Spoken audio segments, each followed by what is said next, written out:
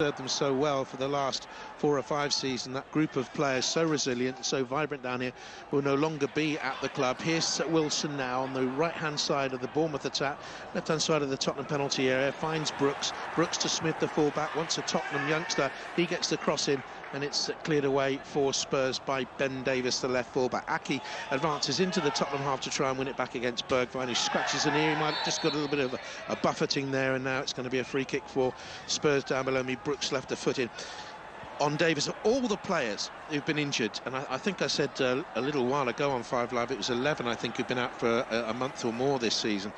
The injury to Brooks has hurt them, hasn't it? It has. The way he adapted to life in the Premier League was unbelievable. I think he's already on his second or perhaps even third contract since he's been at the club, which obviously shows us how well he's done. And he's just got that something different. He's got that little bit of quality off of the right-hand side. When he drifts onto his left foot, he can open the door. And you're looking at the team out there tonight, he's one of the few that has got that genuine ability to create something out of absolutely nothing. After a year out with an ankle problem, needed surgery, didn't he? Now here's Lamela attacking down the left-hand side of the Bournemouth defence, the Spurs right, gets the edge of the penalty area, was too strong in the challenge for the Bournemouth defender. In comes across from Bergwijn, zips through the penalty area, and it's gone away via deflection and out for a corner kick for Spurs on their left-hand side. And well, Bournemouth are 1 goal away from becoming the first team to concede 60 in 5 consecutive Premier League seasons. That tells the story. It certainly does. If you're conceding that many goals, you're always going to find yourself eventually with it catching up on you, that's for sure. Bergwijn will take the corner kick then. Kane on the edge of the 6-yard area, aimed it at the near post. Alderweireld was in there. Again, it's defended well. It's gone out of play for a corner kick on 5 Live from the BBC. Bournemouth 0, Spurs 0. You can listen on 5 Live Extra to Everton against Southampton. Conor McNamara and Leon Osman are up there, and later on John Murray and Robbie Savage will be at Villa, Manchester United for you. It's Leeds 1, Stoke 0 in the Championship. In comes across from that corner kick, and Tottenham appeal for a penalty as Harry Kane was leant on. It may well have been Josh King back defending, and there's a big appeal from Jose Mourinho down in that Spurs dugout. He came to the near touchline. We're watching it again on the screen. That's a penalty. It certainly looks like one. Looks like Josh King just going straight into the back of Harry Kane, and how's that not a penalty? Would not have been surprised if that had been given. Well, but it looks like we're going to go. Looks like we're going to play on, but for me, that's a penalty. Well, it went to VAR, and the message has come through from VAR that that's no penalty. And Michael Oliver is at Stockley Park, and on we go. But that's a big Tottenham Hotspur penalty shout very early on in the game, not given by the referee. But that's the worrying thing as well, John. When I look at this Bournemouth team and set plays against, they're not the biggest, they're not the strongest physically. Any set play coming into their box is going to look a threat against them. Out by Winks, loops a clearance for Spurs, the England midfielder, with his white boots up towards Harry Kane, who trundles off after it, but it's through towards the Bournemouth goalkeeper Ramsdale. He clears it away. Although his contract isn't up until next summer, there will be takers for the 22-year-old young England goalkeeper. That's for certain. If Bournemouth do go down, you do fear for them. Here's Davies. Davies then back in field. Winks is 3 yards to his right-hand side, and then Lo Celso whips it cleanly away to the Spurs right-hand side of midfield with Sissoko away towards the right-hand touchline. Aurier loves to get forward down that side, doesn't he? And they've got some pace in wide positions, Spurs, from Aurier, the fullback, a little bit haphazard at times. Bergwijn, we know about, who's on the left-hand side. Lamela has come into a more narrow position now as Spurs keep possession inside their own half with Lo Celso. Just beginning now to see the creativity of Lo Celso in a Tottenham shirt. And then signed from Spanish football, initially on loan. A real talent, the young Argentine international who did so well at PSG, winning the league and the cup there.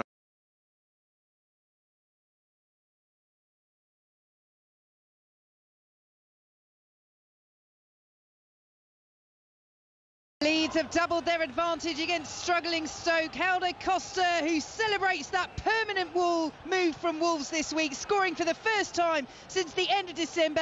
Lovely move by Leeds. Costa into the penalty area, slotted home. Leeds with breathing space in the game and breathing space from the playoffs. They are moving back to the top of the Championship. Leeds 2, Stoke 0. 1 defeat in 10 going into this game for Leeds. Stoke 1 win in 4.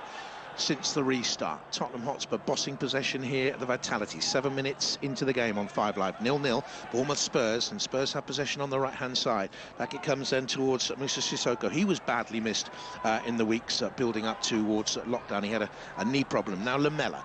Back then for Sissoko. No, he changes his mind and veers it away towards the left-hand side where Davis has plenty of room out here. Gets across towards the far stick, sails on through. It's kept in play, though, by Serge Aurier. No, it wasn't. It went disappearing out of play for a goal kick. So we'll go up to Goodison Park and visit Everton and visit Southampton. Everton against Southampton. And a reporter here who I first met in South Korea in Suwon, in the Blue Wing Stadium, I think it was, in 2002. Now there's a memory, Juliet Ferrington. Goodness me, South Korea, what a World Cup that was. I'm trying to think who would have been playing on that day as well, but yeah, 2002, so many years ago. You come to me as Southampton had the ball in the back of the net through Stuart Armstrong, but the linesman on the far side, the match official, had his flag up. I think it's gone to review, though. Lee Mason seems to be happy with that decision. He's just awarded a goal kick. Jordan Pickford, yet the decision, it was offside. So it's still Everton 0, Southampton 0, but it's been a really good start despite that impressive spell of possession that Southampton have just had from Everton. Anthony Gordon put in a fantastic free kick 2 minutes into this match that just went wide of the post. But it's 0-0 here at Goodison Park against Everton against Southampton. Commentary of this, by the way, is actually on the BBC Sport website because the cricket is still on, even though it's a little bit rainy down there. But once the cricket is over, this match will continue over on 5 Live Sports Extra here on Goodison Park. It's Everton 0, Southampton 0. Oh yeah, apologies. I think I said that was live on Extra now, but it's on the website until the cricket finishes. Now here's Adam Smith, who was limited to 2 first-team games when he was a Spurs player, going down the right-hand side for Bournemouth, and he thunders in a cross that didn't get anywhere near the penalty area because Vertonghen stepped out and blocked it. One of the big features of Bournemouth's play when they first came up into the Premier League was the crossfield deliveries from Smith, one full-back, to Daniels on the other side, and they haven't been able to pair those all season. Brooks now to Lerma. In comes across from him towards the back stick. King is there to pressurise Aurier, who felt he was fouled, and good pressure here now by Bournemouth. Into the penalty area it goes. They've got half a chance to get a cross or a shot on goal, but it didn't come through. Peters. And it's cleared away. Here's Gordon. Armstrong cuts inside. King stabs it away, and the ball falls to Tom Davis, 30 yards from the Everton goal. It's a great long ball forward to Calvert-Lewin, who's able to bring it down, and he's then wrestled to the floor by Ryan Bertrand, who has a bit of a wry smile as Calvert-Lewin hit the deck, but there was almost certainly an aspect of shirt pulling or pushing there from the Southampton left back.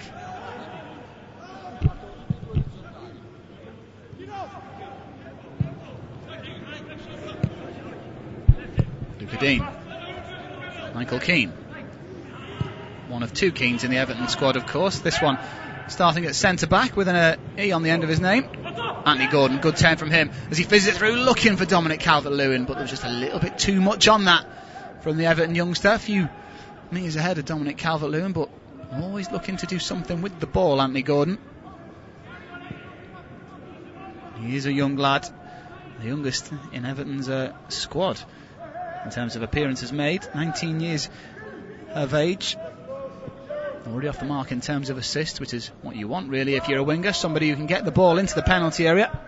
Goals will come as he gets more mature, you'd imagine, but yeah, assisted Everton's first in their last game here as they beat Leicester 2-1. There's Gomez. Gordon just waiting for that, and Luca Dean goes in. Kyle Walker-Peters, who certainly been involved quite a lot for Southampton so far.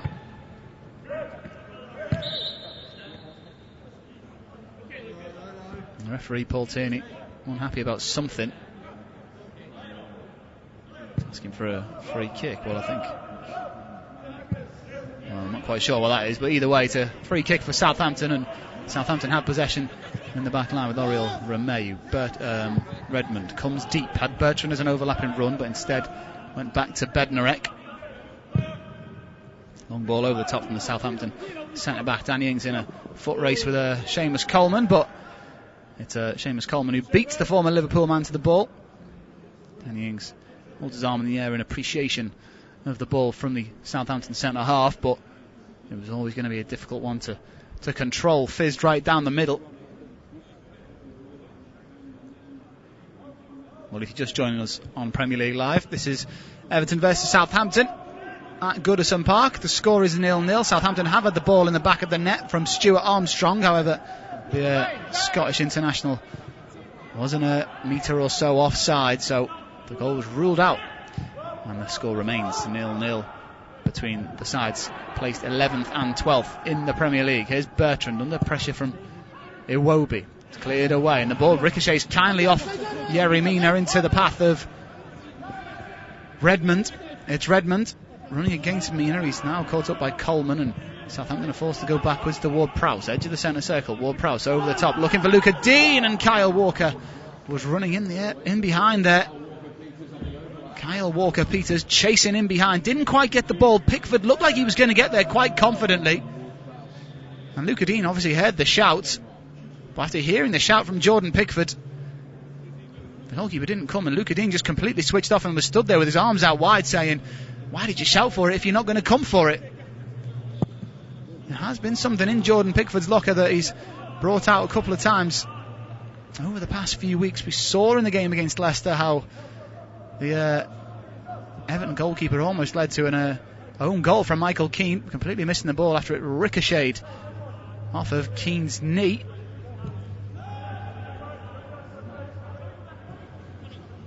Mayu, Redmond, Bednarek to Stevens, being closed down by Calvert-Lewin. He's a big lad, Jack Stevens. Here's Armstrong under pressure from Gordon, and it's given away by Armstrong. Gordon profits, and Richarlison tripped up rather cynically by Armstrong, and I'd be surprised if he doesn't go into the referee's book for that. And there it is, confirmation from the referee, Paul Tierney. Armstrong of Southampton, the first man in the book, but that was Anthony Gordon's high pressing on Armstrong to win that back. And after Richarlison got it, there was no choice other than to take out the Brazilian, because Everton had numbers over Southampton's defenders.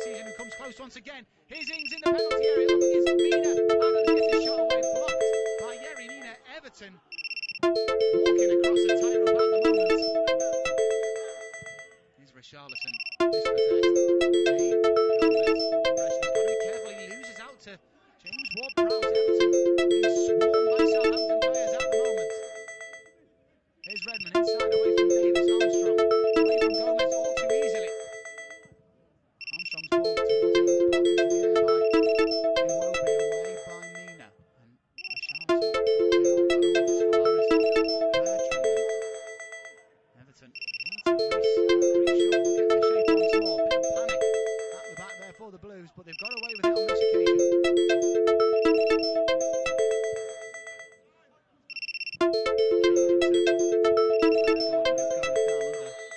Challenge from Kyle Walker-Peters, who wants the free kick.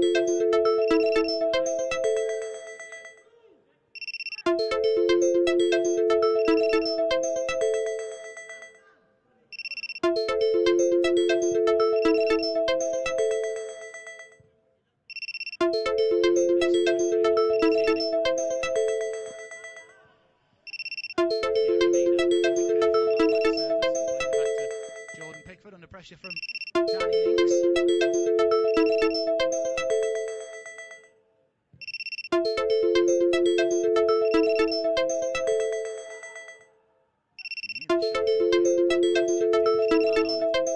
Charlison coming in. Defenders panic. Defenders clear their lines. Davis under pressure. He gives it away though. Pickford. It could have gone to Adams, it could have gone to Ings. Blue shirt. Here's Gomez. Tries to skip away from Armstrong, but the Scot gets back at the Frenchman.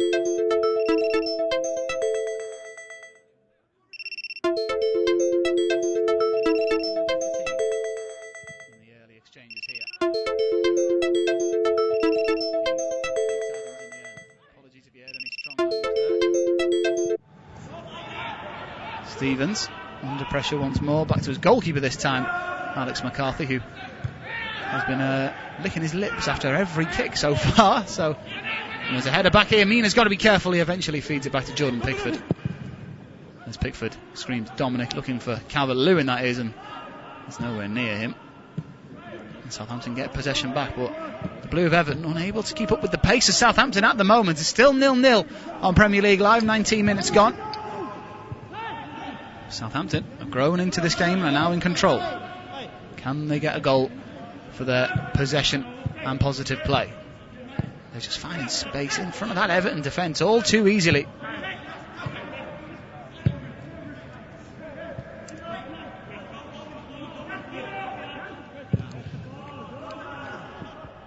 Iwobi with the header at the back and didn't panic clear. He instead runs towards his own corner flag and kicks against the shins of Ryan Bertrand.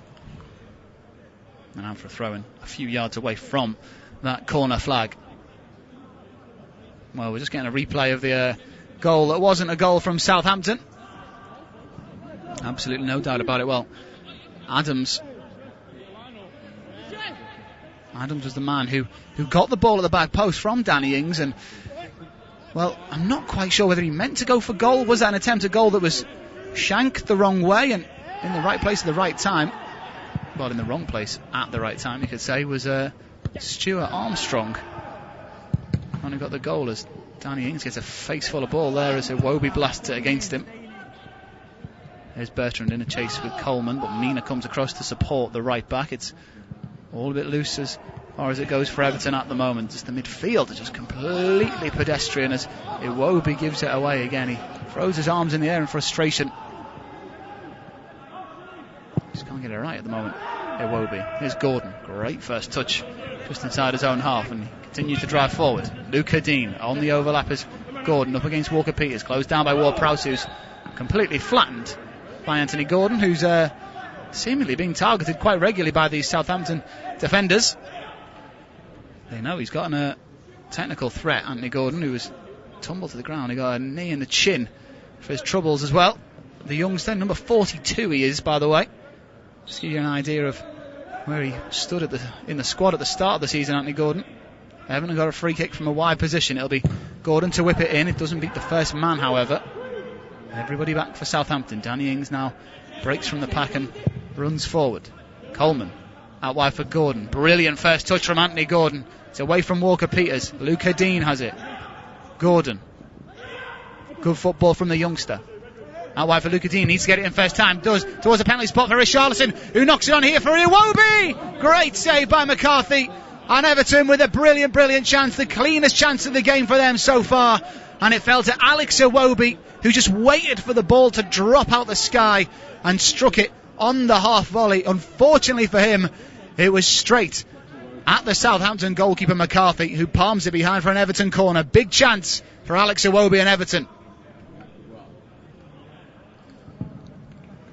Well, Alex Iwobi, he's only got the one Premier League goal to his name. That came all the way back in September in the win over Wolves. And he came close to getting one there. Everton corner though, Luke Cadine the man to take. Left-footed, looping towards the back post. Mina goes up, he gets his head on it. But it's an all too easy catch for Alex McCarthy.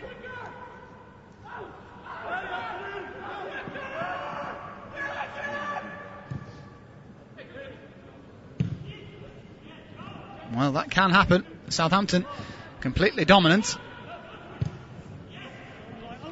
And then Everton have a chance. There's a chance here for Southampton. It's Redmond in the penalty area up against Iwobi. It's pulled back to Bertrand, whose shot is blocked. I don't think it was going in, but Iwobi got himself in the way.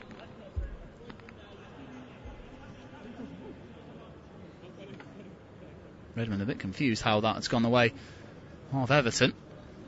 And the whistle is blown for a drinks break. And it's been an interesting first 23 minutes here at Goodison Park on Premier League Live. It's a good opportunity for me to say, if you've got Twitter, do us a favour, open it up, search for Talk Sport Live, and you can drop the boys in the studio, well, not in the studio, at the Bournemouth game, a message. Kevin and Watson and Toby Gillis are the two there who will be reading out your tweets and reading out your opinions, and it'll give them something to talk about at half-time. And who knows, you might well get your name said out on the radio, so why not tweet them at Talk Sport Live what you think of that opportunity for Southampton. Do you think it was offside? Do you think Armstrong could have done better to get into a more legal position? Could Iwobi have done better with that opportunity for Everton? He almost certainly could. I think both could have done better, to be honest. But the score here at Goodison Park, 23 minutes gone, as the first drinks break is in occurrence. Is Everton 0, Southampton 0. With the best chance for Everton falling to Iwobi, and the best chance, other than the goal ruled out for offside, for Southampton was probably a chance for Shea Adams. His opportunity blocked from about 15 yards out, something like that.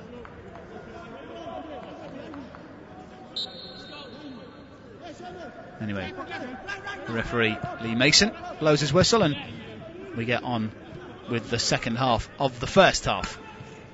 Stevens in possession. James Ward-Prowse closed down by Gomez. It's given away though. Davis won it back, but it ricochets back into Romeu's path. Here's Armstrong. Now Romeu back to Ward-Prowse. Oh, he could have played in the runner Bertrand. Instead it's Redmond who whips it in towards the penalty area. It's headed away by Michael Keane. Good positioning from the former Burnley man. Here's Ings. Holds it up well, and it's chopped down by Yerry Mina. Immature defending that from Yerry Mina. Didn't have to put a foot in to try and win the ball. He had his back to goal. Didn't have to try and pinch it. And Danny Ings was just a bit too close for Yerry Mina. Lee Mason, absolutely no doubt. Ings had hardly even touched the floor by the time he blew the whistle.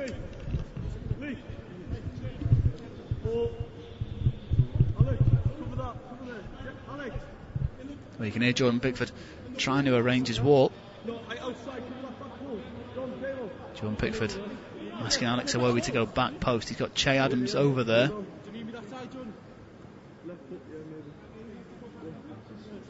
Jordan Pickford happy with his wall for now, but James Ward-Prowse is a real danger when it comes to set pieces.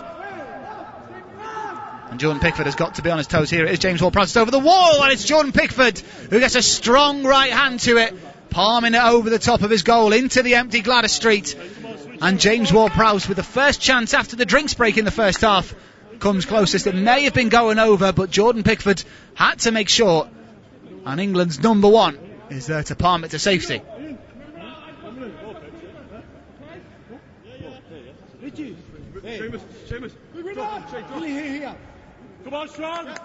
John Pickford confident with that. Here comes the corner from Ward-Prowse towards the near post. It hits the crossbar not once but twice.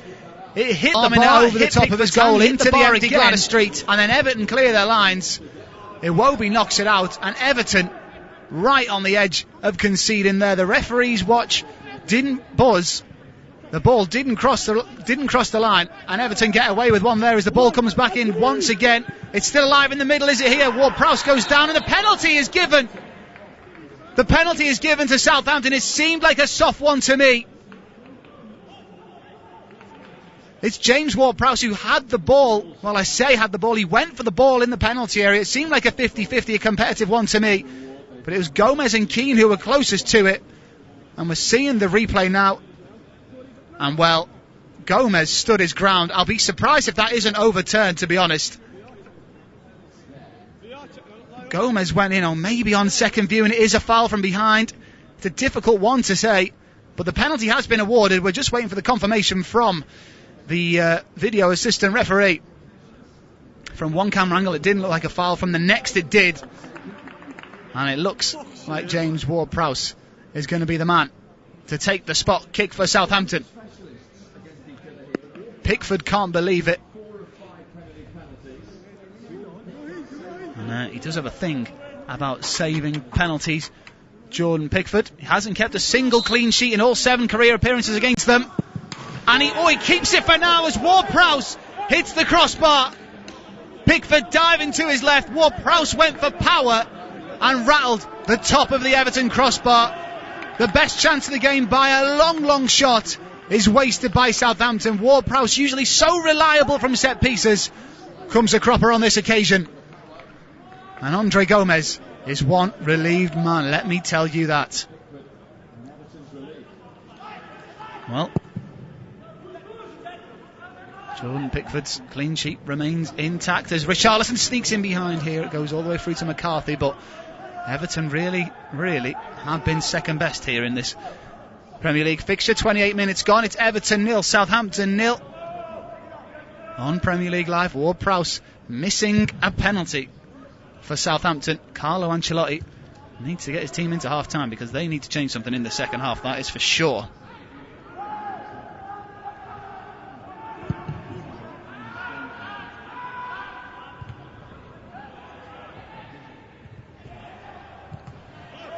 Ball's in the middle here with Ings. Michael Keane comes across to win it, however, and it's won back. It ricochets into the path of Danny Ings, who's into the penalty area, but the flag is raised for offside against Danny Ings.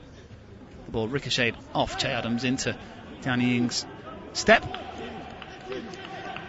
But Ralph Hasenhüttl will be absolutely delighted with how his team have been fighting in this game here with the first third of the game played.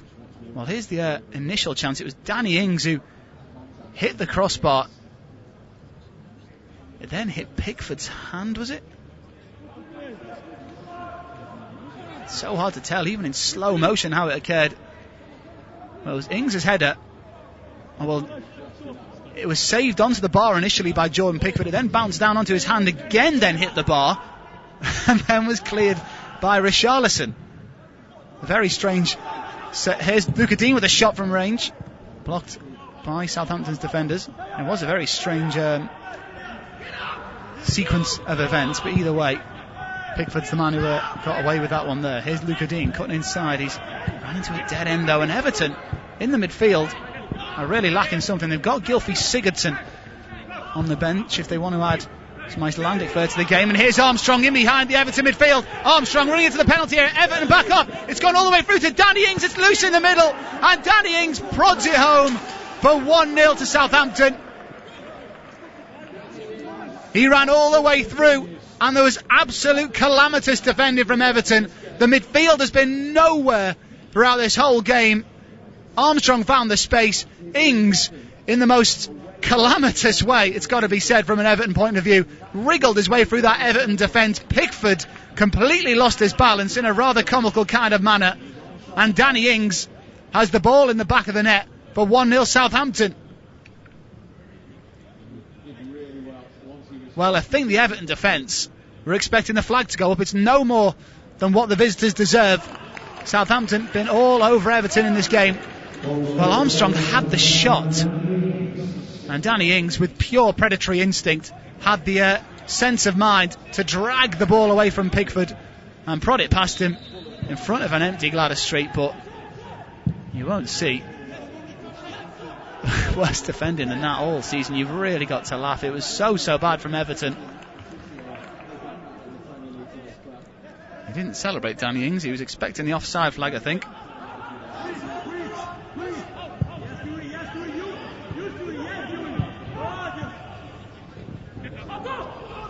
Here come Everton. Gordon plays it in behind here for Lucadine. Can Everton respond straight away? No, it's well blocked by Walker-Peters as it spins into the grasp of McCarthy. Well, Everton really haven't stepped up their game. They went down 1-0 to Tottenham in a very, very gutless performance, and it seems like they've picked up where they left off, it has to be said. Gomez and Tom Davis just don't seem to be the pairing that Everton need. Here's Coleman, shanks it inside. Southampton just getting every second ball at the moment as Davis wins it back. Here's Gomez, tries to find Richarlison, but can only find Stevens. And now spacing behind once again. Armstrong with space.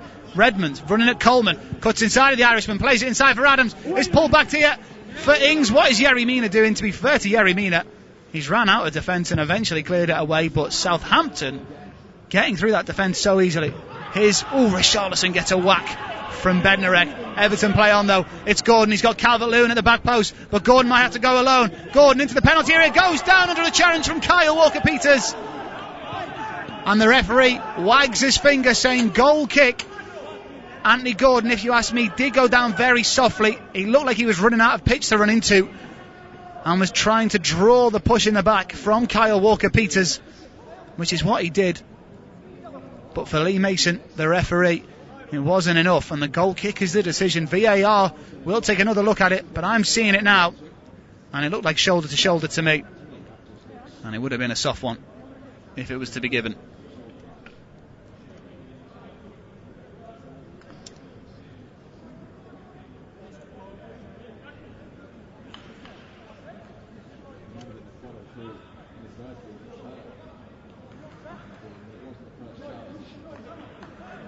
Well, you can hear the referee talking to the video assistant referee in his ear, and it was well,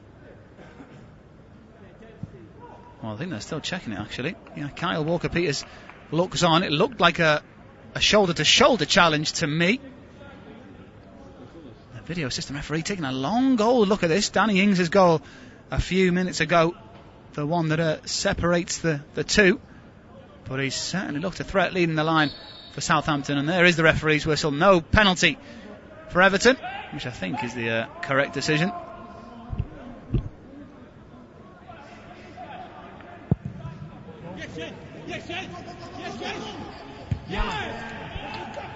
Michael Keane with the header away at the back, looking for Iwobi, who's had the best chance for Everton in this game.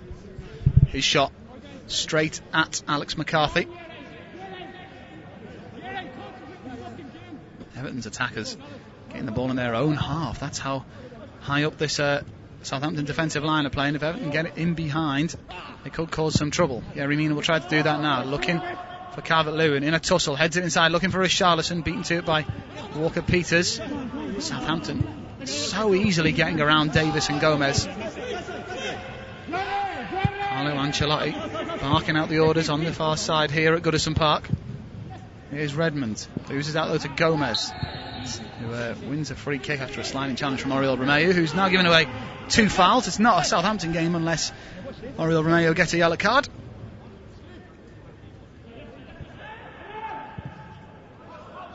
Richarlison recovered from that whack that he received a minute or so ago from Jan Bednarek on the halfway line.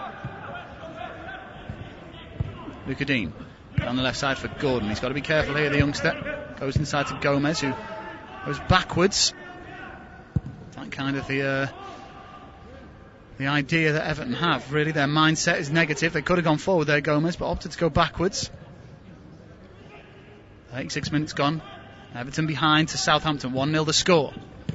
Here's Gomez, Gordon winning the throw-in on the halfway line off of Stevens as Lucadine throws it a very long way, looking for Dominic Calvert-Lewin, who's instructed to go back 10 yards further by the referee, Mr. Mason.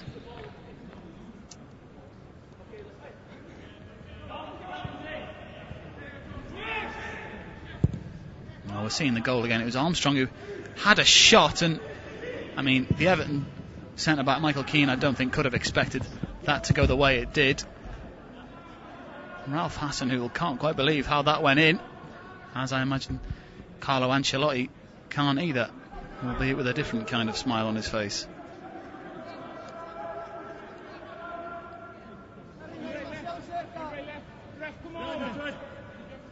Eight minutes to go of the first half in normal time on Premier League Live. Remember, Twitter, get in touch at TalkSport Live. Ask your questions to Toby Gillis. His co-commentator today, Kevin Watson. Well, another away goal in the Premier League for Danny Ings. 11 to his name away from home, taking him to 19 in total in the Premier League. Everton need to change something in the second half, and if you ask me, they need an extra man in the middle. Iwobi on the right just seems to be wasted. He's had the best opportunity, but just doesn't look like a natural right-sided player to me, Alex Iwobi. That's something I imagine Everton will look to fix in the transfer window, which God knows when it'll open. As Gordon wins that back off Walker Peters before Henri Romeo blasts it against the thighs of Gordon. Not for a Southampton ball.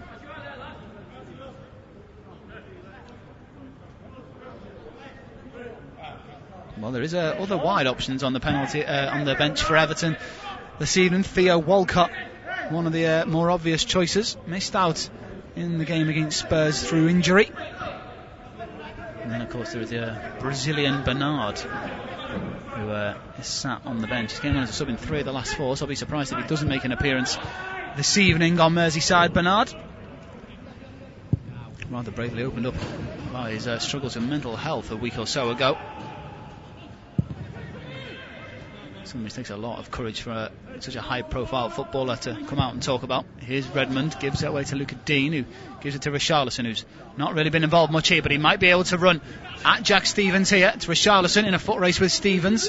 Richarlison gets there first, and he's brought down once again. Richarlison absolutely clattered Lee Mason, giving Everton probably their 4th or 5th free kick in this wide position on the Everton left. Richarlison getting a kick in the ankle, not from Stevens. I think it was the steaming in James Ward-Prowse. Yeah, it was. He was surrounded straight away, Richarlison, and yet it's the knock on the ankle for the Brazilian winger, or striker as he's playing this evening. Seems like a very traditional 4-4-2 from Carlo Ancelotti. Right, who's going to take it this time? Dean or Gordon? 2 Blues standing over it. They need a good ball in here. Gordon leaves it. Luca Dean left-footed towards the back post. Yerry Mina gets his head up on it, but it will loop over the crossbar and into the empty park end. But the flag was up anyway, and the goal kick will be awarded. And Carlo Ancelotti looks at his bench, boy. He looks at his bench, then looks along into the family enclosure, which sits next to the Everton bench. Theo Walcott on the far end of it. Hopefully he's got a ticket stub for that seat. Looks like Everton might be about to make a change, actually. Duncan Ferguson, the first team coach for Everton, is looking through the notes and writing a few things down, as Everton might be forced into making a change here. Andre Gomez is the man who's on the turf for Everton. The Portuguese midfielder seems to be in a spot of bother. Yeah, it looks like he's going to make way as Duncan Ferguson instructs the 4th official of the change that's going to take place. The man who's going to come on is another international. He plays for his country, Iceland. Gylfi Sigurdsson is the man who's going to come on. Moise Keane told to warm up as well by Carlo Ancelotti, but it'll be Gylfi Sigurdsson who comes on for the final 4 minutes of the first half. Andre Gomez, who's had his injury issues all season, you may remember he broke his ankle in a game against Spurs. And hopefully he's not set for a long spell on the treatment table now.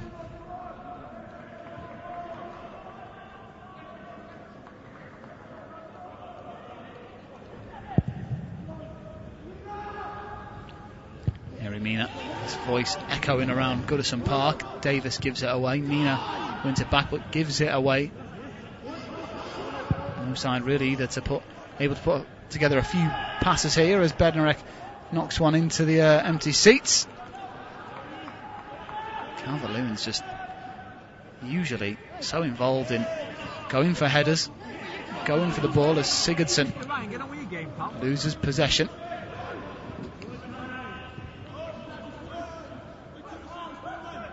James Ward-Prowse 10 yards inside the Everton half, goes back to Stevens. Although it's a mid-table game, you can't say the intensity's not been there, as Southampton look very, very good. Everton not so much, as Luca Dean caught out of position here. Kyle Walker-Peters fancies the chances against Luca Dean. Dean gets a toe in, slows down Walker-Peters, but doesn't stop the ball coming in. It's met by Danny Ings. Behind for a goal kick. In fact, it was Che Adams who was the man who won it. He's asking for a penalty, but Yerry Mina disagrees.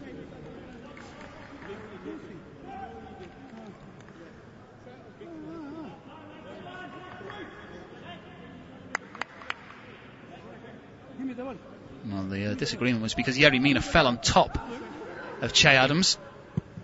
I mean, I don't know where Yerry Mina was meant to put his feet, as Sigurdsson able to turn away from Armstrong. Good footwork that from the Everton number 10. Now Luca Dean encouraged to run. He doesn't. Instead he fizzes the ball forward to Richarlison. What a ball that is. Can Richarlison finish? He certainly can. What a goal from the Brazilian.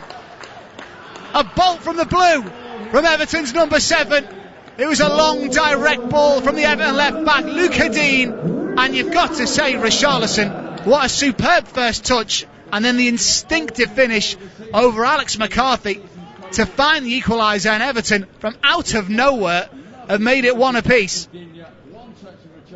Well, McCarthy got a hand to it, and all he did really was take the sting out of it, which made it loop into the back of the net. Oh, what a finish that is from Richarlison. The first touch to set, and he took it early as well. That was the main thing. Southampton's defenders were encircling Everton's number 7, and before Stevens or Bednarek could get near him, the Brazilian had lobbed it over the top of Alex McCarthy, and Carlo Ancelotti is delighted to see that equaliser just a minute or so before the break.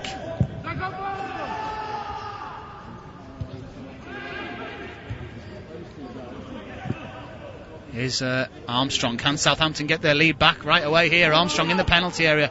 He's got Davis for company.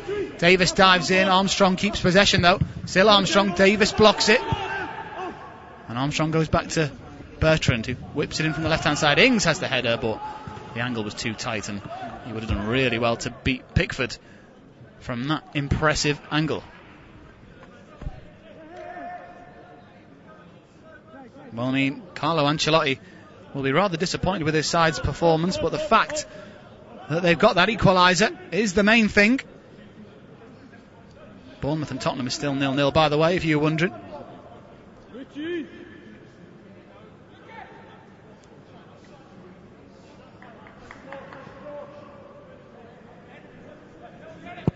Pickford goes long. 45 minutes is up. Here's Calvert-Lewin, brings down the chest. 4 minutes goes up on the board. Iwobi, Coleman, Sigurdsson inside for Gordon, plays it in behind for Richarlison. Can he find Gordon again? No, he can't. Richarlison wanted a free kick, didn't get it, and now Southampton can come away. Adams in the centre circle, chopped down by Richarlison, who's furious and gets a yellow card for his tackle. Richarlison wanted the free kick, diving in on Che Adams, and the Brazilian just losing his head a little bit there as he dives in on Che Adams. And Richarlison just needs to calm down here. Calvert-Lewin coming in, causing a bit of trouble, and there's a little bit of handbags here at Goodison Park. Richarlison, the man who started it all. Danny Ings is getting involved, as is Dominic Calvert-Lewin. Everton number 9 v Southampton's number 9 at the moment. Yeah, Calvert-Lewin gets a yellow card to go alongside Richarlison's. Well, it was a late tackle from Richarlison. Well, maybe. I can see why he's arguing that. Richarlison got the ball, but I think he came in just a little bit too aggressively for Lee Mason's liking.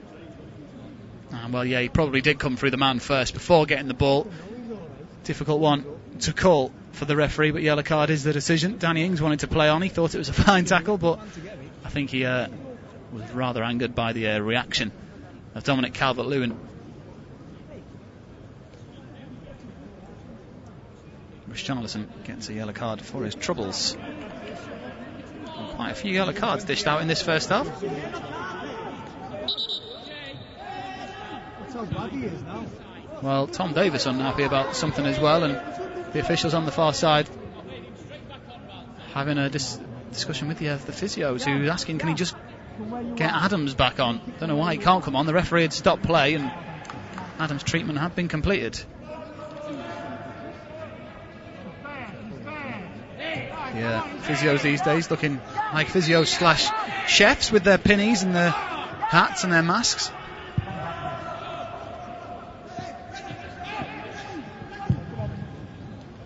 McCarthy clears the ball long. Is there anything left in this half for either side as Richarlison nabs it in ahead of James Ward-Prowse? It's Calvert-Lewin all alone up against Stevens, stands on the ball. And now he's got young Kyle Walker-Peters for support, who came over to deflect that pass back down the Everton left. And Calvert-Lewin seems to have a little bit of a knock about him, actually, Calvert-Lewin. Don't know if there's anything else for Everton to do here. Luca Dean provided a few assists from these long throw-ins last season, not so much this season. Can he get one here with a minute or so of added time remaining? Luca Dean long, looking for Michael Keane. It's headed away. Iwobi's got to win that. He does. Heads it out to the Everton left, where Luca Dean waits. Gordon's in support, but Dean decides to put it in towards the back post. McCarthy comes, gets a strong right hand to it, and Redmond will get the second ball here. And the referee has blown his whistle for an coming together, I think, in the Southampton penalty area.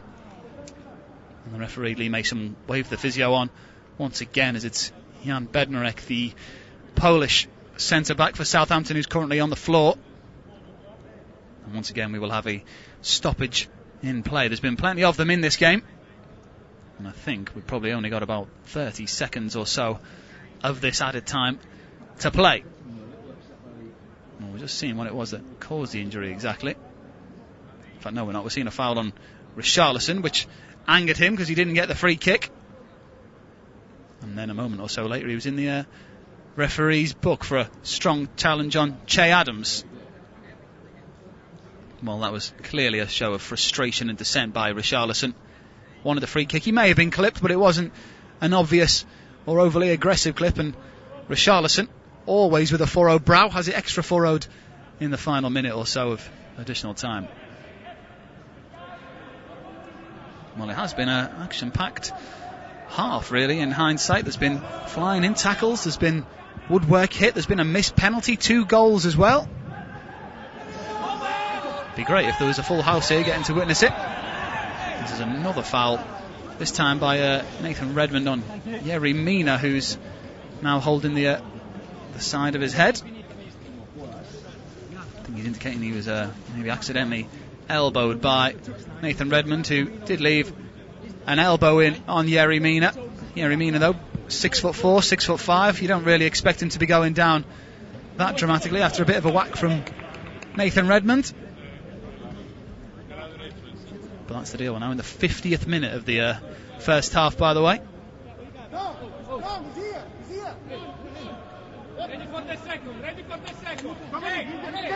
Carlo Ancelotti and his bench telling his players to be aware for this long ball, but they won't be able to do anything with it because the half-time whistle's been blown by Lee Mason, and it's been a rather action-packed first half. A few yellow cards, a few times the woodwork's been hit, a penalty's been missed, and both sides have a goal. Danny Ings giving Southampton the lead with a clever finish before Richarlison drawing an equaliser in the final minute of normal time. But the score at half-time at Goodison Park is Everton 1, Southampton 1. And I'll now pass you over to Toby Gillis, who's got Kevin Watson for company. Oh, there's a couple of bodies in the box there. It came across the 6-yard box, and it needed Harry Kane to knock behind for the corner because Nathan Ake was looking for a simple tap-in. I think Lerner's got to do better there. He spun round the back, he's unmarked, and instead of heading for goal, he tries to head it across, bounces down, and it's good defending from the England captain, just nodding it away, but it's another Bournemouth corner. Bergwijn, little bit of space now for Aurier. Runner in behind is Lo Celso. Oh, that's a good ball in by Aurier. Lamela beaten to it by Nathan Ake, and that's gone behind for a corner, but that showed real quality from Aurier. We questioned his crossing, but from that little deep position, he's bent one beautifully in. Lamela made the run. Ake was brave to dive it away. Lamela started it, lovely little outside of the left foot ball out. Aurier, one touch. Lamela continues his run. But I tell you what, that's fantastic defending from the Bournemouth captain. Yeah, really, I think it's fair to say, Kev, defence is on top. Yeah, defence is on top. Very few chances. And as we said before, although Bournemouth have had a lot of set pieces around the box, quite a few corners as well, as of Tottenham, neither team really look like scoring a goal at the moment. Do we give Spurs some benefit of the doubt, given they've had 2 fewer days to prepare for this one? I still think they've had probably enough time to prepare. It doesn't take too long to prepare for a game. A couple of days is enough. They'll know what Bournemouth are all about. Played them many times before. They would have done their homework on them. But you wouldn't have thought so, would you? They look lethargic. They're moving the ball too slowly. They're not prepared to run behind Bournemouth. And at the moment, it's just a poor game of football. Who are we blaming for Tottenham's, I don't want to say demise, but I mean, they were Champions League finalists last season, so they're 10th in the Premier League at the moment. It's a demise of sorts, even if it remains only temporary. Yeah, it is, and it's very difficult to pinpoint what it is. Outstanding season last season. They've obviously had the upheaval of Pochettino leaving this season, being replaced by Mourinho. Pochettino's team's playing a very different way to a Jose Mourinho team. So do the players not fit what he'd want then? Is that what it's about? I think so. How many would he have to change to get a Mourinho team? 5 or 6. That's just off the top of my head. That's me. Yeah, I just think Tottenham have a lot of flair players. Having said that, they've had the ball this evening. They're just not moving it quick enough. Harry Kane looks completely, I'm not going to say out of sorts, he just doesn't look ready to be playing at this level after being out for so long. And it's difficult because all players, Harry Kane included, are getting their fitness from actually playing in the matches. It is a real concern, and it'll be a concern for the likes of Aston Villa, Watford, West Ham, Norwich, because Bournemouth look the more likely in this game.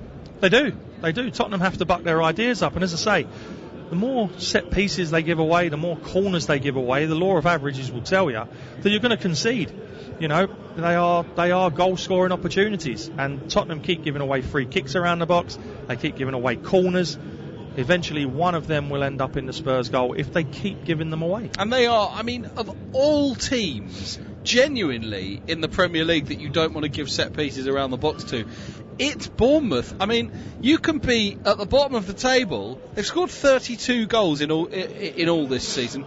15 of them have come from set pieces. That is more goals than any other team in the league. Surely Jose Mourinho, of all things he said before this game, was don't give away free kicks and corners. That's the worst thing we can do. Otherwise, we'll at least get a 0-0 draw. Well, absolutely. I mean, when you're talking about preparing for a game, they will have the analyst on it. They'll know how many goals Bournemouth score from set pieces. They'll know what corners they do. They'll know how many from the right they've scored from, how many from the left, who takes them. Everything like that. They'll be fully aware that Bournemouth carry a threat from set pieces. So it surprises me that, well, not so much the corners, because sometimes they can't be helped, but the needless fouls around the box are just as good as a corner. Look, later on tonight, I guarantee it'll be at least as good as this, almost certainly better. We've got Aston Villa against Manchester United. We know the impact that Bruno Fernandes has had at Old Trafford. Let's hear from his boss, Ole Gunnar Solskjaer, about his new midfielder. Bruno has come into the club, seen how many good players there are at Man United, that we've helped him show his attributes as well, and I think it's just been a good little relationship that's blossoming, because I think he can also feel that we're going to help him improve, and yeah, definitely Bruno's come in and lifted everyone else as well, so it's been a very, very good start so far. Kev, briefly talk to me about someone that really is exciting us at the moment. How good is he? How good can he be? And how far can Man United go with him and possibly Paul Pogba as a pairing? Well, he's a very good footballer, isn't he? He's most certainly improved. Manchester United, they're in a terrific vein of form. He's got a lot to do with that. I mean, Manchester United were becoming average, wasn't they? But all of a sudden, they're on a great run. Ole Gunnar Solskjaer, there was calls for his head earlier on this season, but at the moment he's getting a tune out of them, and especially Bruno Fernandes, and if he can get Pogba going as well, then they're going to be a force again. This sounds like a ridiculous thing to say, given that he was just a shade under £50 million.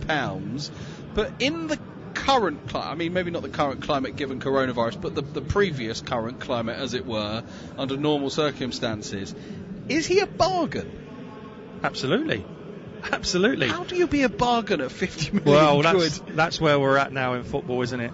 Players are moving for 80, 90, 100 million pound. What did Harry Maguire go for? Centre half. Yeah. Was he 80 million pounds? Yeah. Oh, it's a ridiculous amount of money. So if you look at it in the grand scheme of things, there's a centre half. You're paying £30 million less for a creative talent that's actually going to... I'm not saying that Harry Maguire's defending won't win your games, but you've got a creative talent going the other way that's going to help you score a lot of goals. There you go. Bruno Fernandes, absolute bargain. He will almost certainly be in the Manchester United team this evening. They play Aston Villa. It's 8:15 UK time. Do work that out wherever you are around the world. Probably easier for me to tell you it's in just a shade over an hour and a quarter's time. In the meantime, we are preparing for the second half of Bournemouth against Tottenham. 0-0 at half-time. The second half can't be that bad, can it? This is Premier League Live. Kick off your Sportsmat Sunday with TalkSport's latest super signing, Johnny Owen. Join critically acclaimed filmmaker and actor Johnny Owen for a brand new show dedicated to the culture of football. From retro terrace fashion... Great red card, oh dear. Yeah. And classic fan anthems. What a hit! To iconic films and game-changing books. It's a thunderous belter! Join Johnny Owen and co-host Mark Webster for a celebration of the cultural power of the beautiful game. That could be the winner! The unbeatable new weekend lineup just got better. Johnny Owen and Friends. Big moment! Tomorrow morning from 9 on TalkSport. Inject some high-octane, explosive entertainment into the post-apocalyptic wasteland that is your average Sunday. The warm-up with Mad Max Rushton on TalkSport. Actually, I'm not mad, just a bit tired. He's the rebel weekend warrior, chained to the wheel of a souped-up juggernaut of sporting confrontation. Actually, it's just a normal city car, 1.6 automatic. 2 hours of fuel-injected football fury that never runs out of gas, guts, or glory. Guys. Wheel spinning through the blasted badlands of your weekend like a demonic convoy from hell. He clearly hasn't heard the show, has he? The warm-up belongs to the Mad Max Rushton. Tomorrow morning from 10 on TalkSport.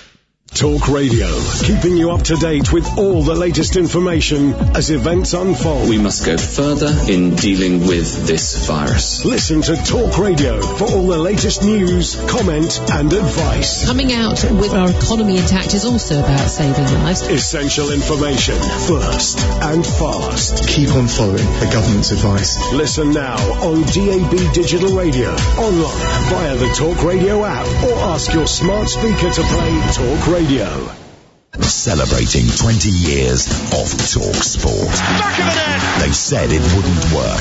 What, you want to know what I want to say? Sometimes it didn't. Serious? Illegal. But somehow it did. And wrongdoing by the US government. On DAB, medium wave, and on your smart speaker. 20 years of TalkSport.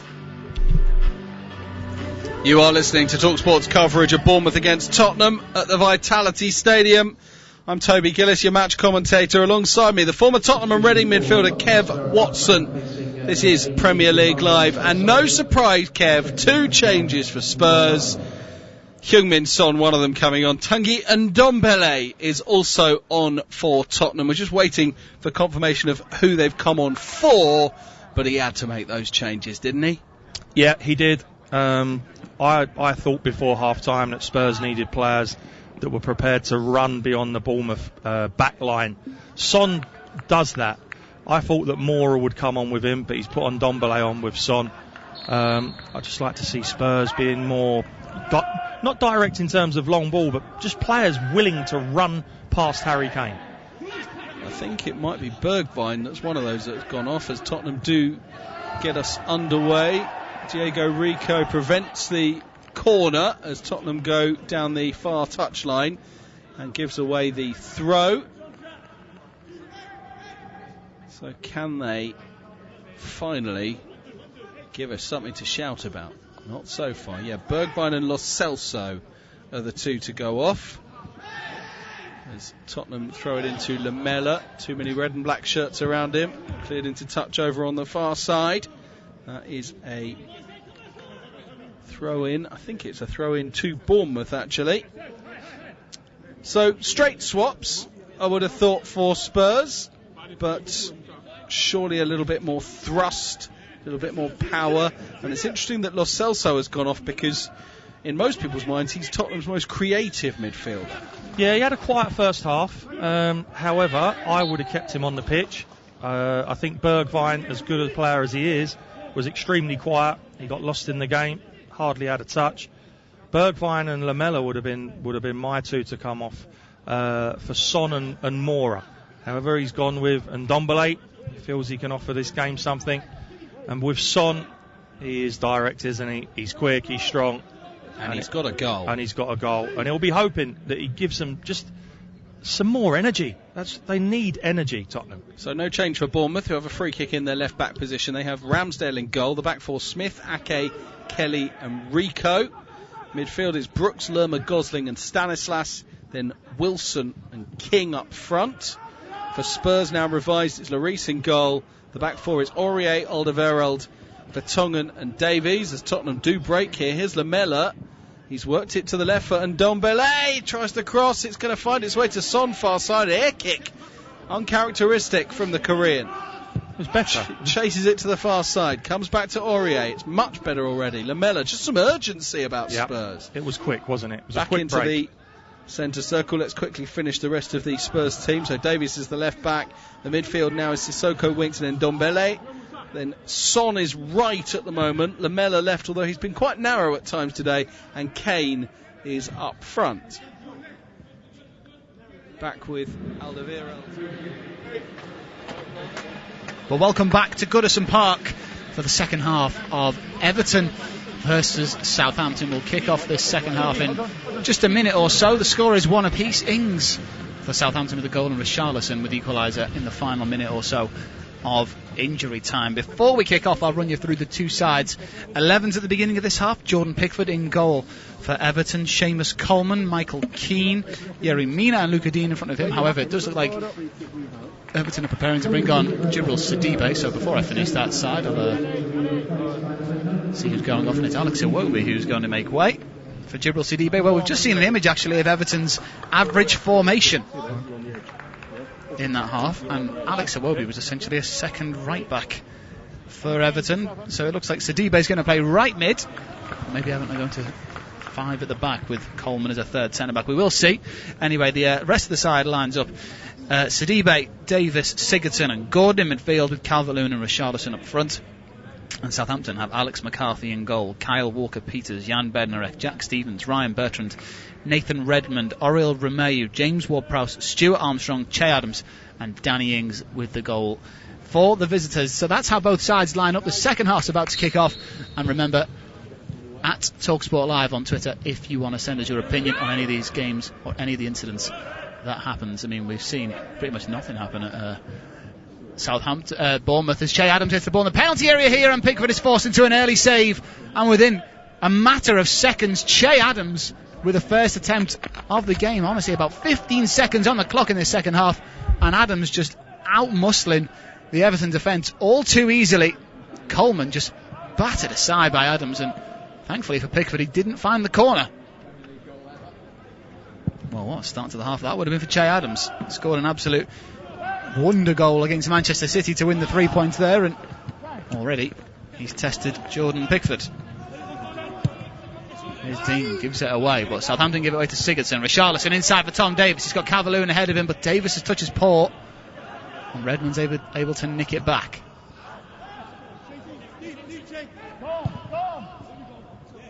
Here's Adams again. It's just the gap between the midfield and the defence which Everton are leaving so open.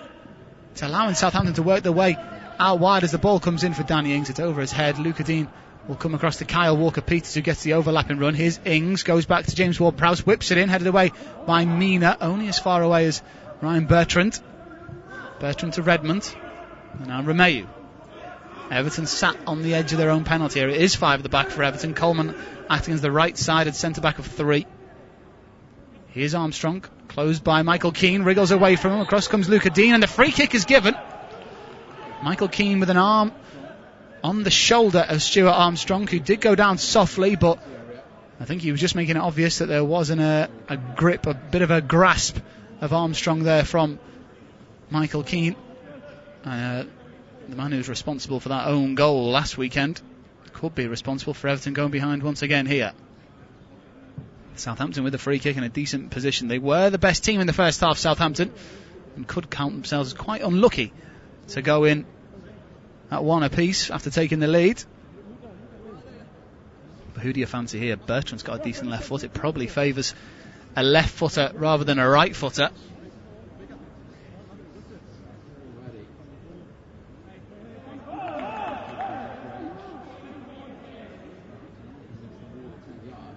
Everton aren't happy about something. Bertrand looks the favourite for it, but Ward-Prowse has got his foot next to it. Lee Mason just trying to get the Everton players to the full 10 yards away. It could be a right footer, it could be a left footer. I think it favours a left foot, but it will be Ward-Prowse right footed over the wall after a deflection. Pickford dived to his left, the ball ricocheted to the right, behind for a corner. James Ward-Prowse, the man with the strike. Oh yeah, it came off Gylfi Sigurdsson's head.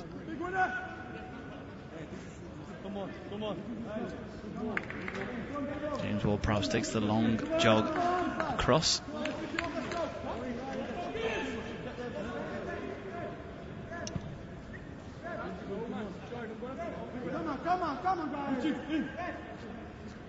Options in the middle for the Southampton captain. Whips it in towards the near post. Ings attacks it. It's loose in the middle. Where's it going to drop?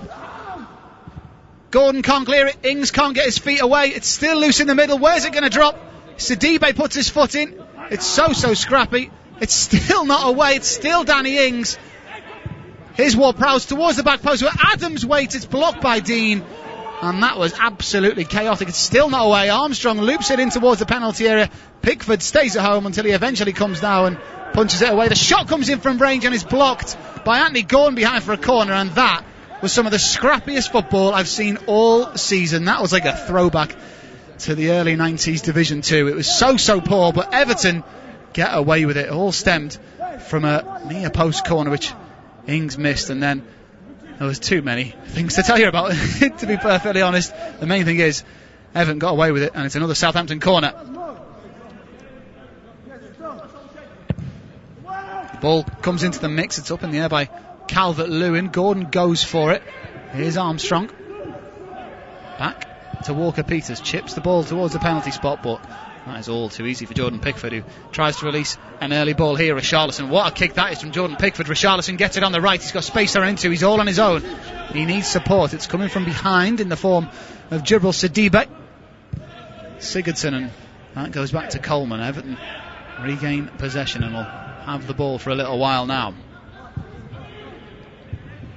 Gordon takes the eye off the ball. Here's Sigurdsson. Calvert-Lewin now. Still Calvert-Lewin. Good strength to run away from Bednarek into the penalty area. Calvert-Lewin. His pass is lacking though. And Walker-Peters is able to clear it down the line. Here's Michael Keane. Anthony Gordon. Oh, he's giving it away. Trying to find Sigurdsson, and it's Adams running against Yerry Mina, but it's a heavy touch from Che Adams. He runs it straight out of play. Well, Southampton aren't pressing as high as they were in the first half. Everton's change of formation maybe giving way as the ball's knocked forward towards Calvert-Lewin. Bednarek does well to win the first ball and the second ball.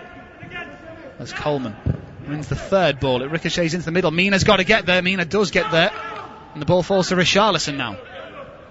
10 yards inside the Southampton half. Goes back to Djibril Sidibe. He'll go all the way back to Jordan Pickford.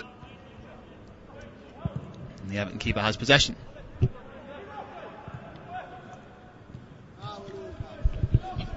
Here's Dean. Good footwork from him. Bravo is the word from Ancelotti. Here's Davis. Tries to slot it through to Calvert-Lewin, but it's not a good ball. Anthony Gordon gets it back. 30 yards from goal. Gordon cuts inside. He's got to be careful. Sigurdsson. Out wide now to Luca Dean. Can he get the ball in? Left-footed. Tries his best. It's in towards Richarlison. Can he get a shot away? Instead he pulls it back here to Tom Davis.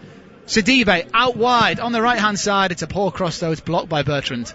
And cleared away by Ryan Bertrand. Mina inside to Sigurdsson. Everton's turn to do some attacking. It's at no great pace though. Luca Dean looking for options. He'll go for the deep cross. It's over the middle, all the way through to Sidibe on this right-hand side, who gets it in first time, looking for Calvert-Lewin. It's over him. Sigurdsson fancies his chance with the volley, and it's a left-footed effort, which goes wide of McCarthy's left-hand post by quite some distance in the end. A weak foot of Gylfi Sigurdsson, the main reason for that inaccuracy, I imagine. Well, he does like a goal from outside the penalty area. He actually scored an absolute wonder goal, you may remember, last season when Everton were beaten at St Mary's. With the right foot, it looked like it was curling away from goal, and it ricocheted off the bar and the post before finding the back of the net. It was quite a brilliant goal and a quite dreadful performance from Marco Silva's Everton as it was at the time. Hassan Hüttl not happy with something. Everton play on with Calvert-Lewin, who holds it up for Davis, who can't get his foot in there. Richarlison has it. Richarlison, and eventually the referee pulls the ball back. I'm not quite sure what for. Was it high foot maybe by Tom Davis? And Oriol Romeu? I think it might well have been. Either way, it was a late decision. I want to tell you what, it's a soft one. I think Romeu saying that he was kicked on the inside of the leg by Tom Davis. Free kick's given. Everton will get on with it. Southampton have the ball. Romeu, Walker-Peters. His own half, Jack Stevens, midway inside his own half, that is. McCarthy, first time, sweeping ball out wide to nobody. Made a couple of good saves in the first half. Alex McCarthy, not as good with his feet as he'd hope, though, I imagine. Sidibe needs an option as he tiptoes down that line. Is Richarlison, who's crowded out, and now Sidibe, left-footed, has the vision to find Luca Dean on the left-hand side. Sigurdsson needs to be careful. Mina goes back to Pickford, who eventually goes long right down the middle. Gordon wins possession inside to Davis. Everton need to be careful when they're playing it around at the back. Southampton pressing with some real intensity. Here's space for Luca Dean. He's got Gordon making the run if he can find him. Luca Dean keeps possession, goes back to Michael Keane. Davis, Coleman fizzes it inside looking for Richarlison, but Bednarek had the footing correct and the reading of the game as well. Here's Michael Keane, good step in from him, and now can Everton make the most of that gap in the Southampton defence? They might just, as Richarlison running through the middle, but McCarthy is off his line quickly to clear it away. Here's Luca Dean. It looked like for a moment there might have been a communication error between Michael Keane and Everton's left back. They worked it out together, and Everton come away with it down the right now. Sidibe. It is Coleman playing as a centre back. Three at the back for Everton. Luca Dean as a left wing back, as they call it. Here's the ball over the top from Tom Davis looking for Calvert-Lewin. The keeper stayed at home, and Calvert-Lewin slipped at the key moment when he was in the penalty area. He looked like he could have brought it down, and I think in the end he got caught in two minds of whether to head it or bring it down, and that allowed McCarthy to come away and clear it. And Dominic Calvert-Lewin, who hasn't had a sniff all afternoon, has the best chance of the half so far for Everton. It comes to nothing. Well, Everton have just given the ball away right by the corner flag, so it'll be a chance to pen Southampton in. But that moment there for Dominic Calvert-Lewin, the big one of the half, it was Tom Davis who had it. He may have been offside, Calvert-Lewin. VAR would only confirm that, but it was the ball over the top, and he should have gone for it with his head, Dominic Calvert-Lewin. Poor first touch. It's like he ran ahead of the ball, really. And it was a hard one to bring down, but it means that Southampton get away with it once more. There's the ball over the top for Richarlison. Edge of the penalty area. Richarlison shoots from the impossible angle. I think he knew that he was offside and just fancied a bit of a dramatic offside goal on his show reel.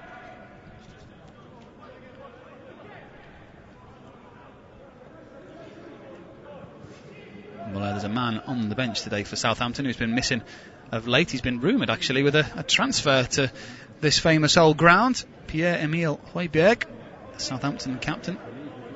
More open play chances created than anybody else at Southampton, which is impressive considering he's playing as holding midfield most of the time he plays for Southampton. I'm sure they'd like to have him today, although they're playing pretty well without him, has to be said. Here's Oriol Romeu. Walker Peters. Good pressure from Luca Dean to force Southampton all the way back to their goalkeeper McCarthy. And now Bednarek. McCarthy doesn't look so confident with the ball at his feet. Left-footed clearance, looking for Redmond, who does well to outmuscle Coleman and bring it down and lay it off to Ward-Prowse. And now Bertrand, and now Oriol Romeu in the centre circle. Fizzes one forward, all the way through to Ings. Everton have switched off again. That gap between the defence and the midfield is absolutely cavernous, and Everton need to address that. Here's Redmond, plays it in behind here for Danny Ings. Michael Keane will get a toe in though, and prod it behind for a corner. Solid defended from Michael Keane. Looked for a moment there like he was stuck in the mud, but recovered his footing and was able to just get a toe in there before Danny Ings could. And yeah, he was onside. Seamus Coleman playing him on. Good covering from Michael Keane, who I'm sure is trying to earn a place regularly at the back for England nowadays, with the centre-half position. It's probably one of the more debatable ones for England. John Stone's not regularly playing for Manchester City. Harry Maguire, I think, is probably the only nailed-on starter in that berth, as Ward-Prowse plays it towards the near post, headed away by Sidibe.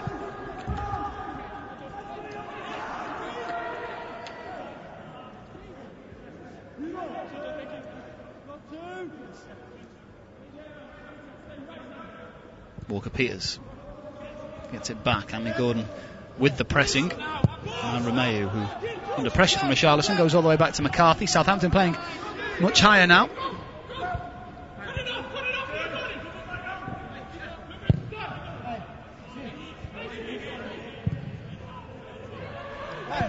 Stevens to Walker Peters, right hand side. Gordon needs to follow his run, he does. Very intelligent play from the young lad.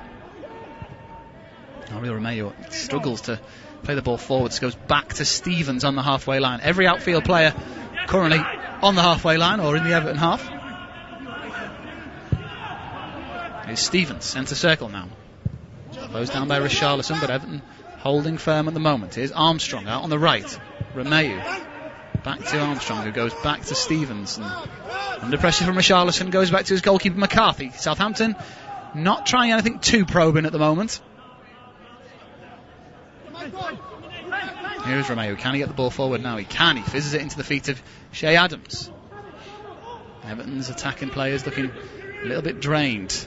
Already made two substitutions, Everton.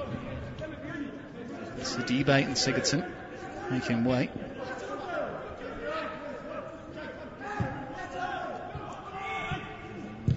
Calvert-Lewin switching off momentarily, but Richarlison was awake and Richarlison wings it back. It's Richarlison running against Bednarek. Richarlison now up against the pole. It's still Richarlison who goes down edge of the penalty area, and the referee has blown for a free kick, and surely that's a red card for the Southampton defender. It's only a yellow card for the Southampton defender Bednarek. Richarlison was one-on-one with the defender, and Bednarek brought down the Brazilian about 2 yards outside the penalty area. It was all about Richarlison winning the ball back and then running away from the Southampton defence. And Richarlison has won his side a free kick in a dangerous area on the hour mark. But Bednarek, I'm quite surprised, hasn't walked for that. Was that a goal-scoring opportunity? It was, if you ask me. He was running in on the penalty. If he got past Bednarek, he was one-on-one with McCarthy. And you don't get much clearer opportunities than that. Only a yellow for Bednarek. A real let-off for the big pole. Well, we're checking it now for a red card. Surely it was a goal-scoring opportunity. It's got to be. Bednarek claims that he got the ball. He might have got something, but he came through the side of Richarlison first. VAR will check it. The instant reaction of Lee Mason was to blow for a free kick and a yellow card, but there will be no red card after a check with the video assistant referee, which is mind-boggling if you ask me, but VAR has certainly made more controversial decisions than that. It'll be an Everton free kick. Sigurdsson stands over it, as does Luca Dean. It'll be the Frenchman, it's into the wall, and then Luca Dean with the volley. Sidibe has it back, he gets his left foot shot away, good save, down to his left by Alex McCarthy. It was Sidibe with the strike, who's still waiting to get his first Premier League goal. Well, it was first Dean, then Sigurdsson, and then Sidibe, and then a save by Alex McCarthy. Everton peppering the Southampton goal from that set piece, but Southampton and Bednarek lucky, still have 11 players on the pitch.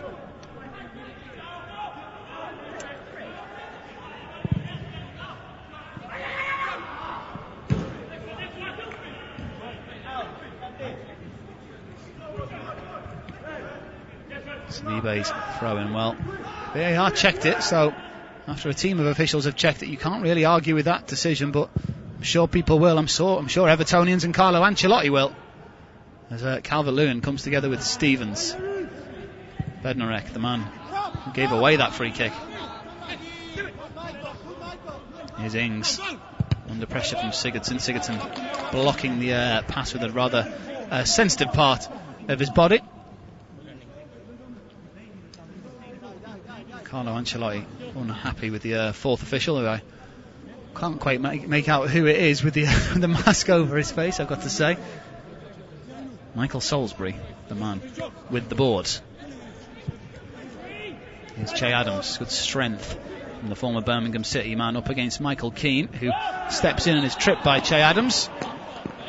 But Che Adams disagrees with the assistant on the far side. Michael Keane just got himself between the player and the ball. I don't think there was too much in that. Oh, Richarlison, could he have stayed on his feet with Bednarek going to ground? Hard to tell.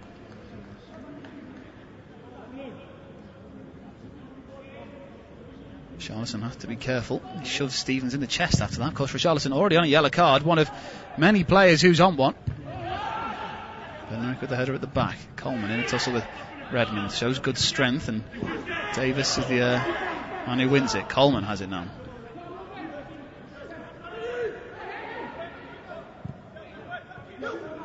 Sigurdsson. Calvert-Lewin wanted it earlier. Sidibe now has it, tries to play it to Calvert-Lewin, didn't get it though.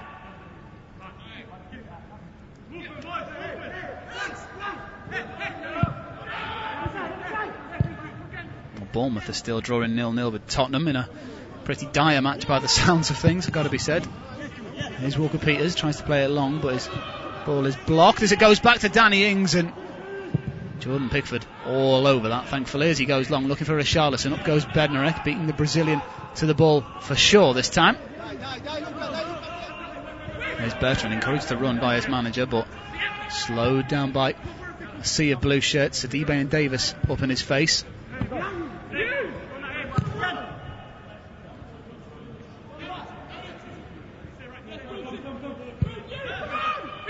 Bertrand. Davis demanding more of Dominic Calvert-Lewin. He's not going to get more though. He's looking pretty tired up front. I'll go for that one though with Romeu. Still running. Here's Dominic Calvert-Lewin. Here's Bednarek. Stevens being chased by Richarlison. Of course, they do have additional substitutions nowadays. 5 are allowed in total. Everton have already done 2. Here's Mina to Pickford. Got to be careful. Here's Michael Keane, and now Mina by his own corner flag tries to clear the ball. It ricochets off the studs of Danny Ings and out for a throw in on the Everton left, midway inside their own half.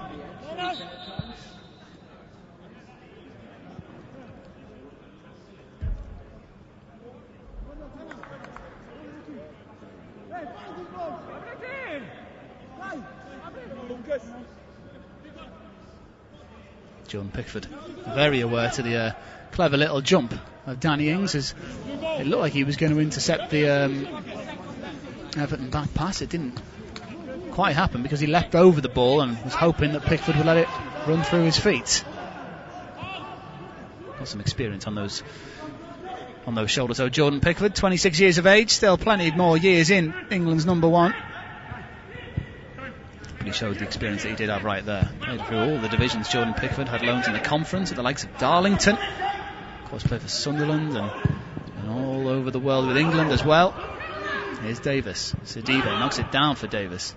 Sidibe again, clever turn to get away from Bertrand. He plays it inside. Everton have got players over. Here's Gordon. He's got Luca Dean steaming in on the left. It ricochets into the middle and is headed behind by Jack Stevens. But it was the pass by Gordon that just didn't have enough meat on it into the path of Luca Dean. Everton had an overload on the left-hand side and they couldn't make it count. The pass from Gordon lacking in any strength to Luca Dean that allowed Walker Peters to get across, and he ricocheted left, right and then out for a corner. Moise Keane waiting to come on for Everton, but I think they're going to have this corner first. Gylfi Sigurdsson stands over it, raised his right arm in the air. Sigurdsson, loop him on towards the penalty spot. Oh, it's Calvert-Lewin's header. Not a bad jump from Dominic Calvert-Lewin, but he properly got under it and it went quite a distance over the top of the crossbar. To be replaced by number 27, Moise Keane. And it's Moise Keane who comes on for Dominic Calvert-Lewin.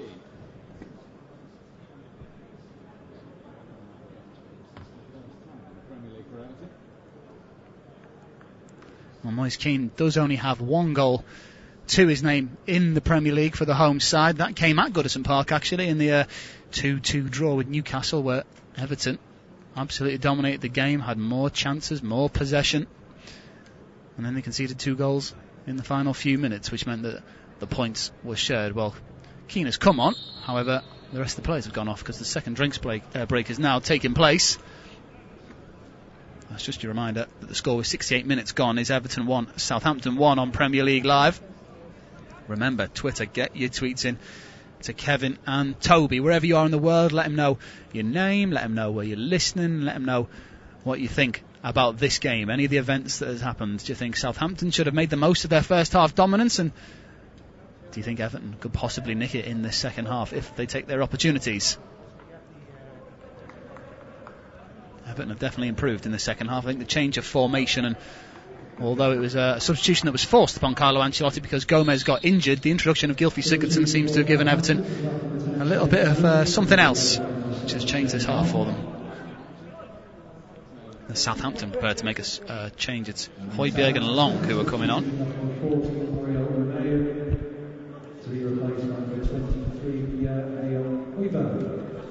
And it is Højbjerg who comes on. He returns from injury, the Southampton captain.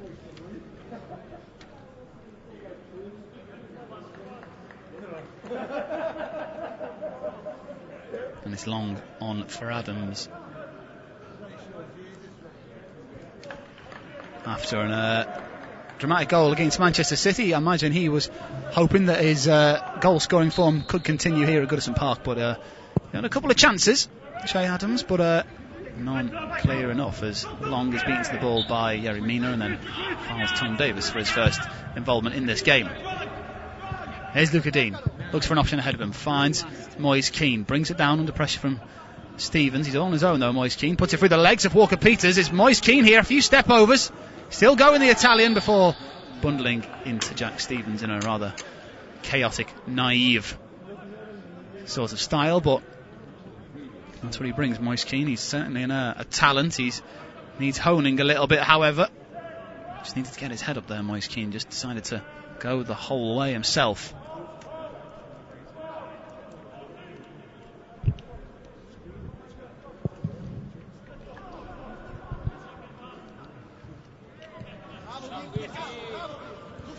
Here's Walker Peters. He's really impressed down that right-hand side. It's ricocheted kindly into the path of Danny Ings.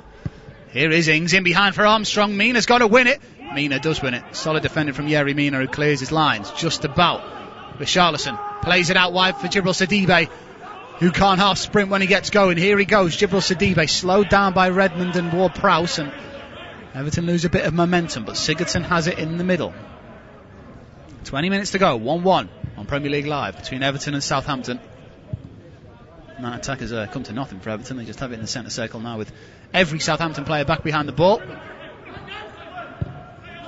Sidibe to Coleman, who's being told to go back by Yerry Mina, and he does go back all the way to Jordan Pickford. Here's Yerry Mina.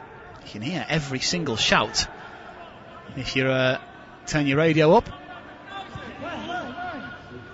There's Luca Dean inside looking for Moise Keane. It's intercepted, however, and Walker-Peters will bring it away inside to Højbjerg. Davis snapping at the heels of Danny Ings.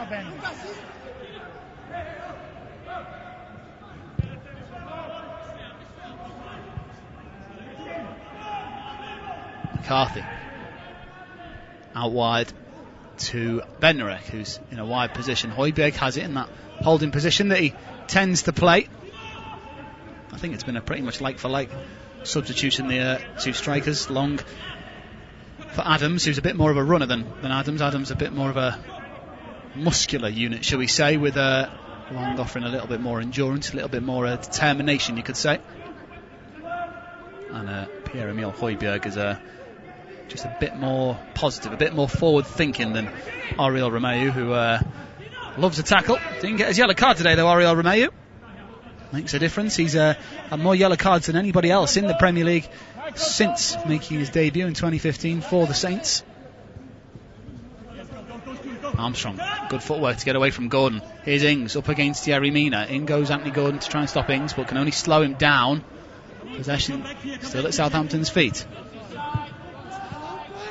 Ings forced back. Walker-Peters doesn't seem to want it. He's under pressure from Gordon, and now it's won by Keane into Richarlison. Can Keane get there? Keane, where's it going to break? It falls kindly to Walker-Peters, and Everton just didn't get the rub of the green there as Walker-Peters runs away from Anthony Gordon, but is tripped just about.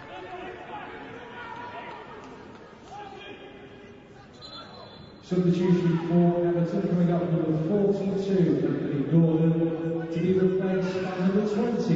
And here's the change. It's Bernard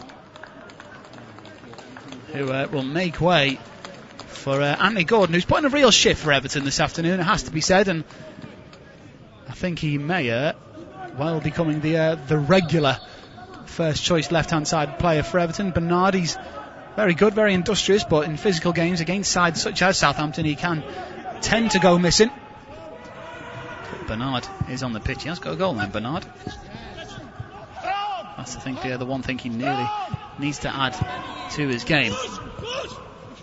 Bernard pressuring Danny Ings. The ball's played in behind to Shane Long, who's got Yerry Mina for company. Mina just ushers Long back out wide. Sensible defending from Yerry Mina.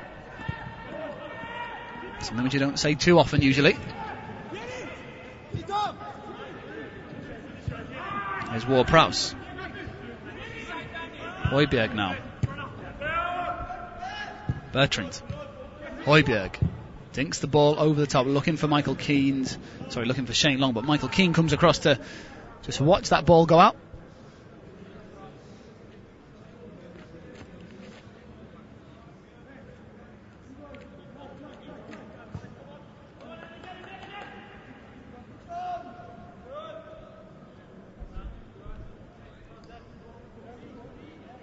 "15 minutes to go of normal time here at Goodison Park. Can either side find a winner?" Southampton took the lead through Danny Ings through a clever finish. Everton's defence just went completely to sleep, really. That's the only way you can put it.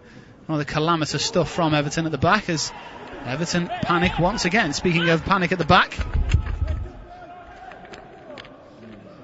Michael Keane just saying, where was the option in the middle? Tom Davis was the more probable option, but he doesn't look too confident when you fizz the ball into Tom Davis with his back to the opposition goal.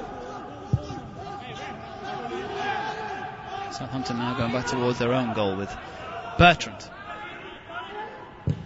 Turns, looks up, plays it out to the right hand side. A round of applause from the Southampton bench on the far side. There's James Ward-Prowse under pressure. Moise Keane chasing now, and eventually it goes back to McCarthy. Højbjerg, good touch from him. He does seem much more confident than any of Everton's midfielders in bringing that ball into his feet.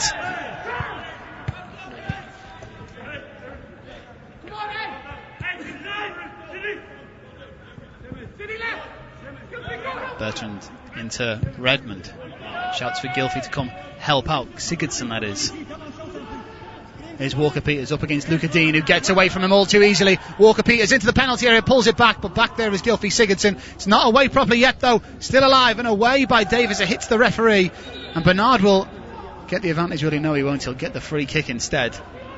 And that is the decision of Mason. Whenever the ball hits the referee,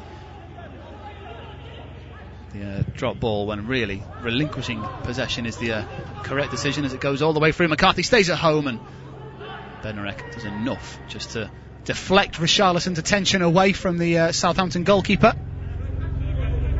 14 minutes to go in normal time. It's still 1-1 on Premier League Live as a plane flies overhead, which you don't need me to tell you that. A very, very loud one, a probably low one. I can't quite see it from where I am, but it's certainly a loud one, with James Ward-Prowse flying in on Luca Dean. I don't think there'll be a yellow card for the Southampton captain today. He disagrees with the decision, but it was a bit of an aggressive manner with which James Ward-Prowse went in with. Well, Dean was tripped initially by Walker-Peters, which kept him out of position, and then he did win the ball, James Ward-Prowse, but Luca Dean was whacked out.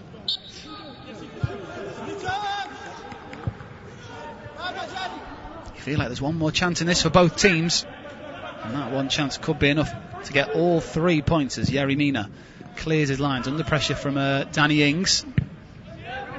Ball in the middle, handball is up by Long, the referee doesn't spot it.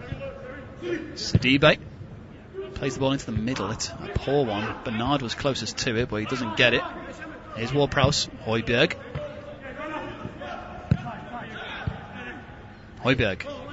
What can he do with it? He needs movement. He doesn't have movement. He goes to Bertrand, who was caught flat-footed, but keeps possession.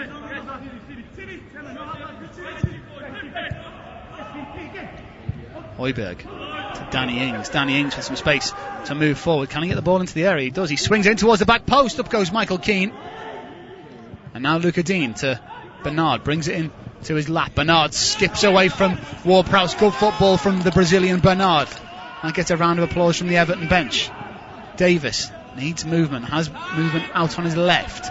Bernard has it. 40 yards from goal. Luca Dean now. Bernard goes backwards. It needs to go forwards. Just a bit of enthusiasm, a bit of positivity from Everton is what they need. Southampton need a little bit as well. It's given away. Coleman out of position now, and Southampton can come forward. Bertrand.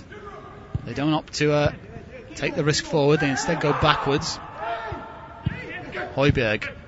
Sigurdsson just caught sleeping now, and now Sidibe's out of play. Southampton can come forward. It's Ward-Prowse running against the backing Everton.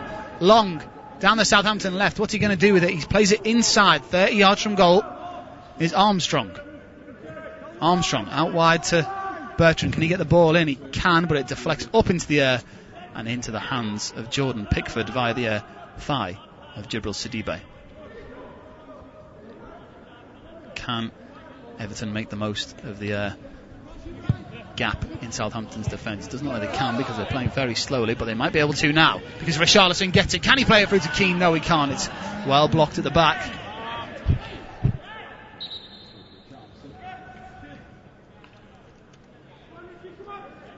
We'll have a brief stop in play as Bednarek is on the deck. Southampton have got plenty of options available. Only made 2 subs so far. Kevin Danso is the centre-back, I imagine, who would be first choice to replace Jan Bednarek. Other than that, they don't really have many other options. There's the youngster Jake Vokins, who's yet to make his debut in the Premier League for Southampton. Both appearances for him have been in the League Cup, as a balloon is flying over the top of Goodison here. It seems to be a number 7. I don't know whether that's deliberate for Richarlison, or whether a 7-year-old's let go of a balloon in their garden somewhere nearby. I'll have to look into that a little bit for you, as Bednarek goes up with Keane, and Stevens is able to sweep it up at the back.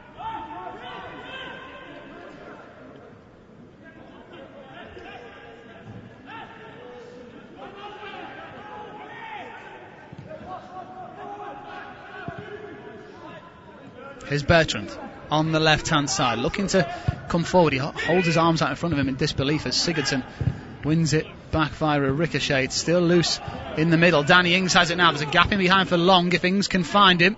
It's Danny Ings up against Yerry Mina. Ings definitely could beat Yerry Mina for pace, but opts to go backwards instead. As the drizzle continues to fall from the grey skies here over Goodison Park. Bertrand. Needs movement, not much in yellow and grey.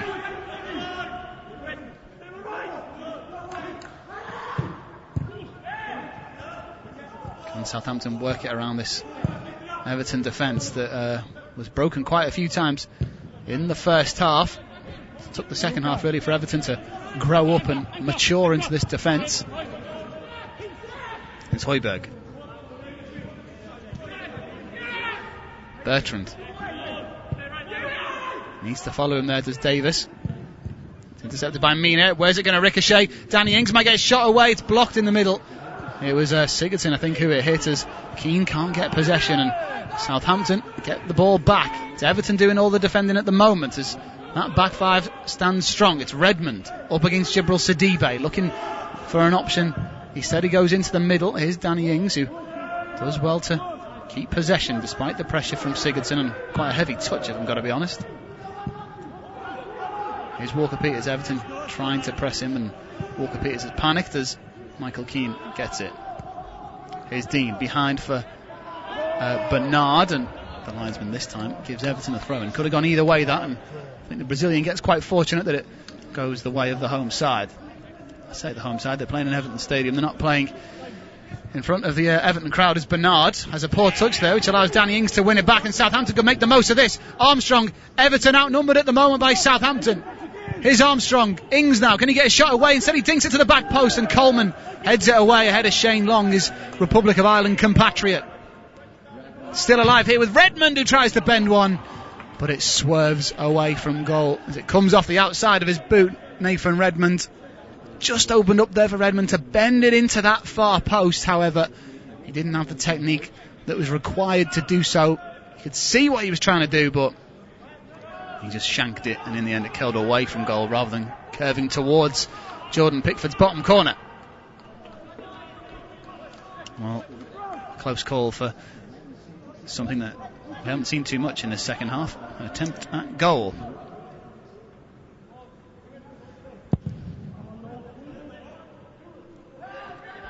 Free header for Bednarek. Coleman under pressure from Shane Long. It's a heavy touch from Coleman, which runs it out for a throw in 10 yards inside the Everton half.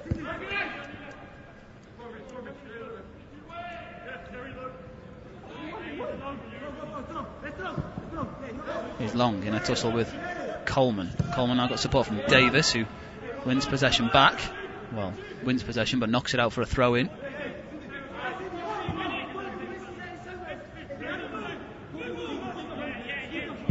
Højbjerg inside. Coleman tries to get his toe in ahead of Long but can't. There's Bertrand under pressure, and it's won back by Gylfi Sigurdsson, but the whistle is blown for a foul by Richarlison, who's got to be careful. He's on a yellow card, remember. I think he's saying that, well, Redmond did slip on the ball. He lost his footing, and it was certainly a soft one against the Everton man, that has to be said. Got himself a bit unlucky there, I think, Richarlison, but he's on a tightrope as it is. He's on an even thinner one now, if at all possible. There's McCarthy. 5 minutes of normal time remains at Goodison Park, as Coleman was surely fouled there. Well, no, it's actually gone the other way. Climbing from Seamus Coleman.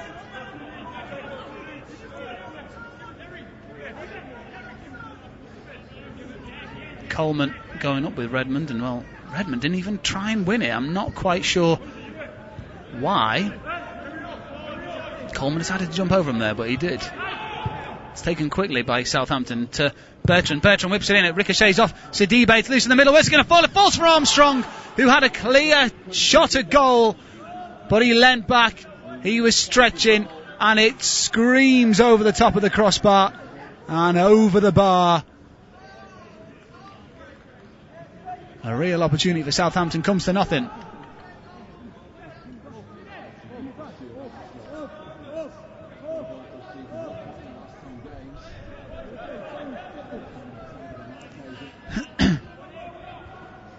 Well, Southampton preparing to make another substitution. It looks like Will Smallbone is preparing to come on.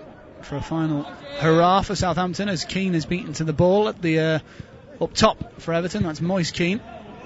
Yerry Mina chases Shane Long. Michael Keane has to do a recovering run here. He makes a decent one and wins possession. Michael Keane fizzes it forward to Bernard. Everton have got players forward here. Can Bernard find Moise Keane? Instead he prods it out wide to Luca Dean. Luca Dean inside to Bernard. It's a poor pass, but Bernard gets it.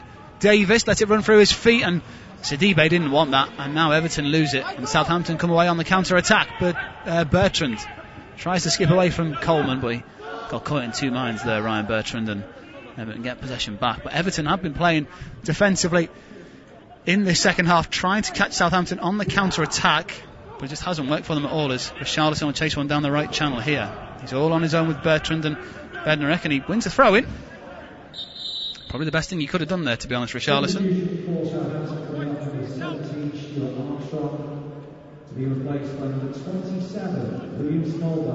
Well, Armstrong comes off and Smallbone comes on. Tends to be a central midfielder, Smallbone. Whether he'll play there again or not will be seen.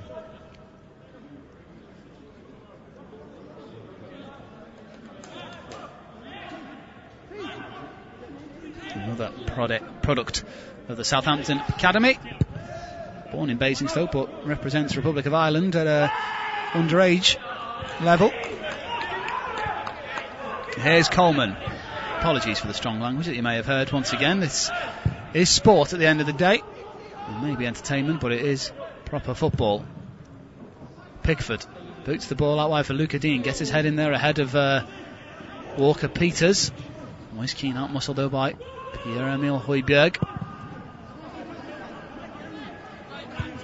Dean, second ball not won by Bernard, who doesn't seem to be up to speed at the moment. Here's a man who has looked up to speed. It's Walker Peters. Carries on running, tracked by Sigurdsson. Shane Long to Ward-Prowse in the middle. Bertrand out on the left, 40 yards from goal. Out to Redmond, down the Southampton left-hand side. A few little clever step-overs, trying to get away from Seamus Coleman. Sidibe closes down Bertrand. In the middle it goes to Danny Ings, closed down by Mina and Davis. Southampton just walking it around, taking their time. Out wide it goes to Kyle Walker-Peters. Further down the line is Will Smallbone. Edge of the penalty area. Ward-Prowse loops it in, headed away by Yerry Mina, and now Moise Keane gives it to Sigurdsson, who plays it down the left-hand side looking for Bernard. It's read by Ward-Prowse. Southampton get it back. It's the visitors who are doing the pressing in the final few minutes here as Michael Keane heads away. Only as far as Smallbone. Ings helps it on to Bertrand. Bertrand so deep. Everton just standing ground saying, come at us, to the visitors. Here's Bertrand. Redmond under pressure. Davis comes in and wins it, and Davis is tripped by Nathan Redmond, and Everton will get the free kick about 10 yards or so away from the corner flag down the Everton right as we await the additional time board to go up. I imagine there's probably going to be a good 4 minutes added on here. Here's the one more chance in this game. Armstrong had the glorious opportunity for Southampton in the second half, which came to nothing.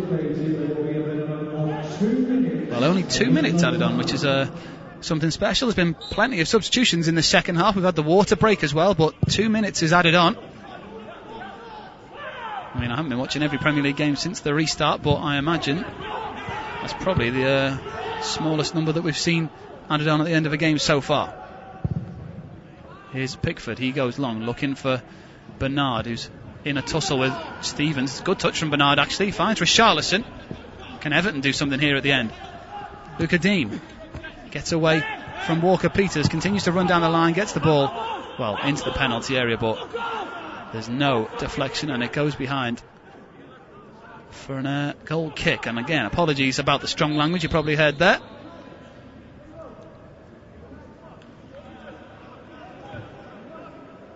Carlo Ancelotti in disbelief that wasn't a corner when he thought he could hear the noise from when you can hear the noise from the studs colliding with the ball. Luca Dean in the book for a bit of dissent.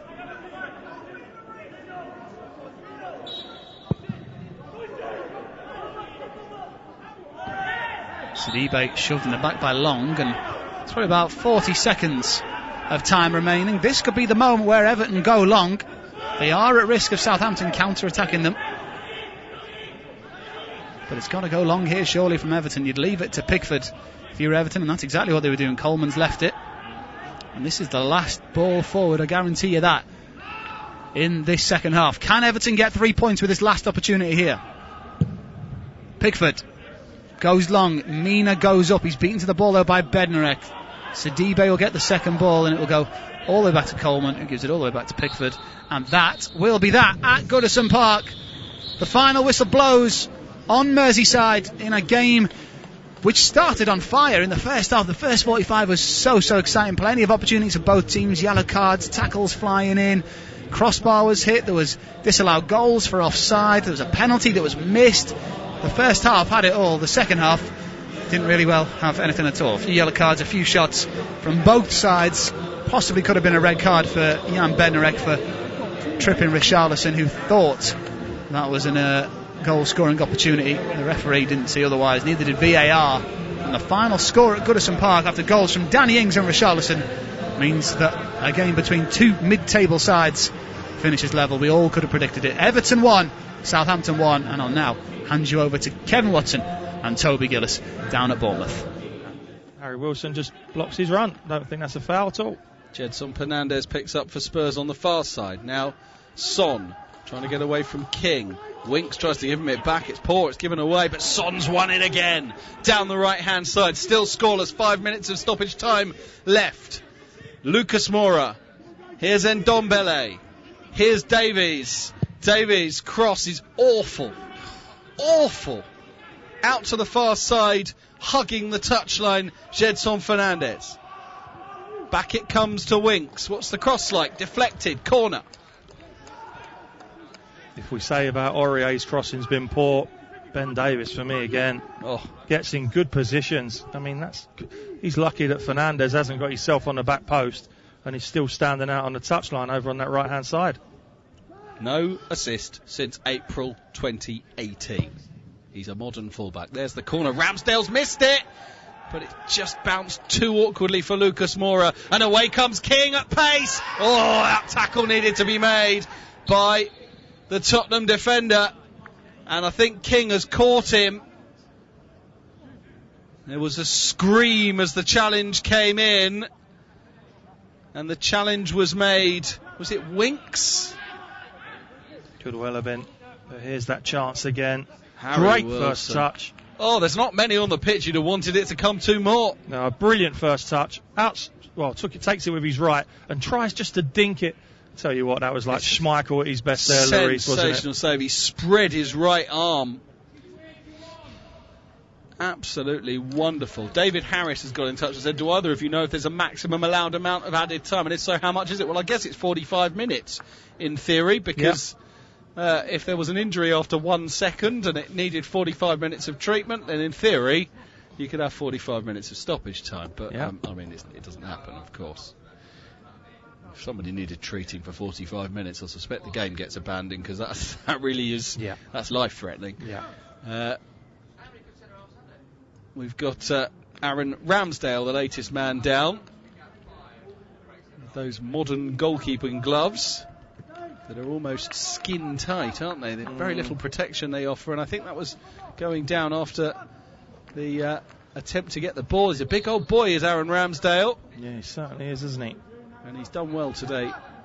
Not that he's been tested really as a keeper, but in terms of commanding his box when it comes to corners, he's punched one behind, I suppose, and he sort of missed that one, didn't he? But he's not been tested. No, he hasn't. Easy. There'll be teams watching him, you know. He's a good keeper.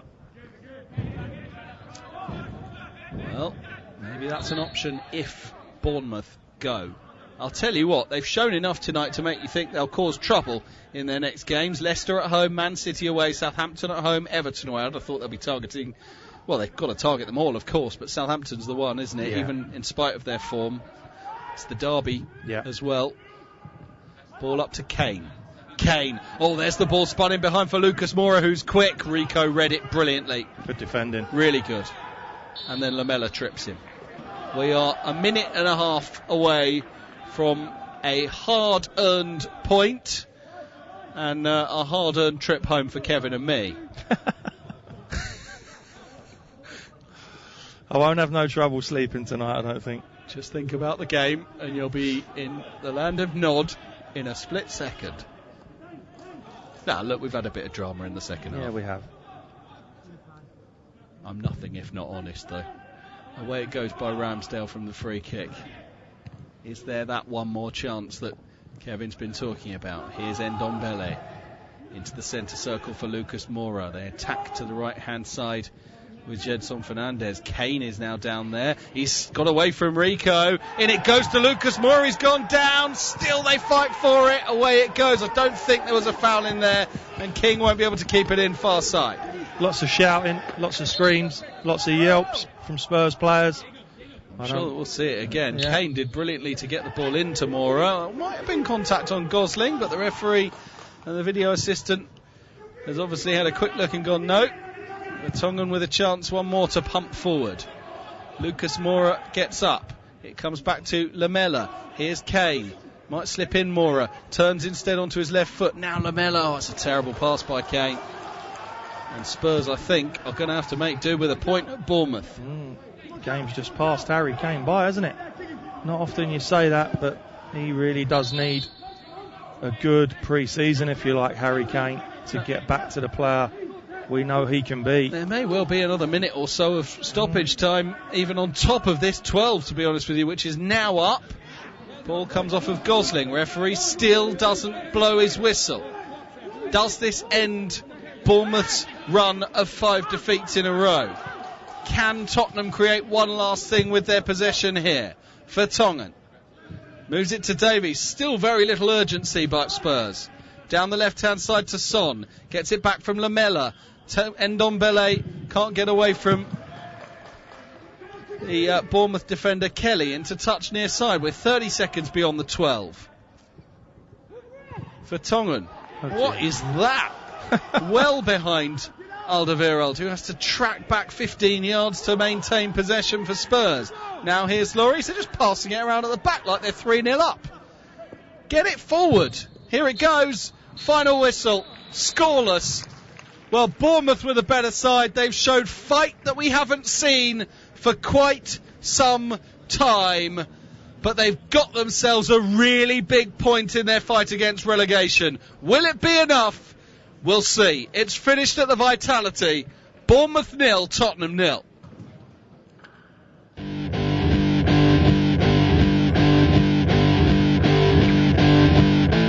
Winks finds Son. Moves it right for Aurier. What's the cross like? Into Lamela, just wide.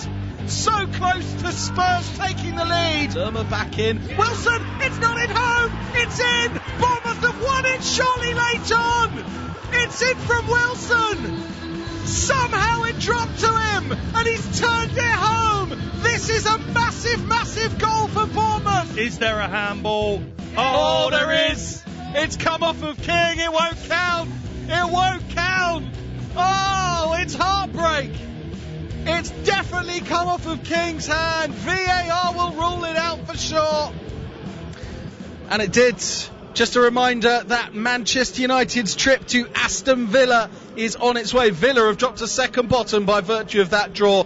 In the briefest of brief answers, Kev Watson, who's it a better point for? No one. No one deserved to win that game. Bournemouth unlucky with a handball goal from King, but in the grand scheme of things, this is what the game deserved, 0-0. Many thanks to the former Tottenham midfielder Kev Watson to being alongside me, Toby Gillis, for this one. Look, it won't live long in the memory, but it is something for Bournemouth to cling on to. It's finished at the Vitality. Bournemouth 0, Spurs 0. Villa Man United to come here on Premier League Live. Kick off your Sportsman Sunday with TalkSport's latest super signing, Johnny Owen.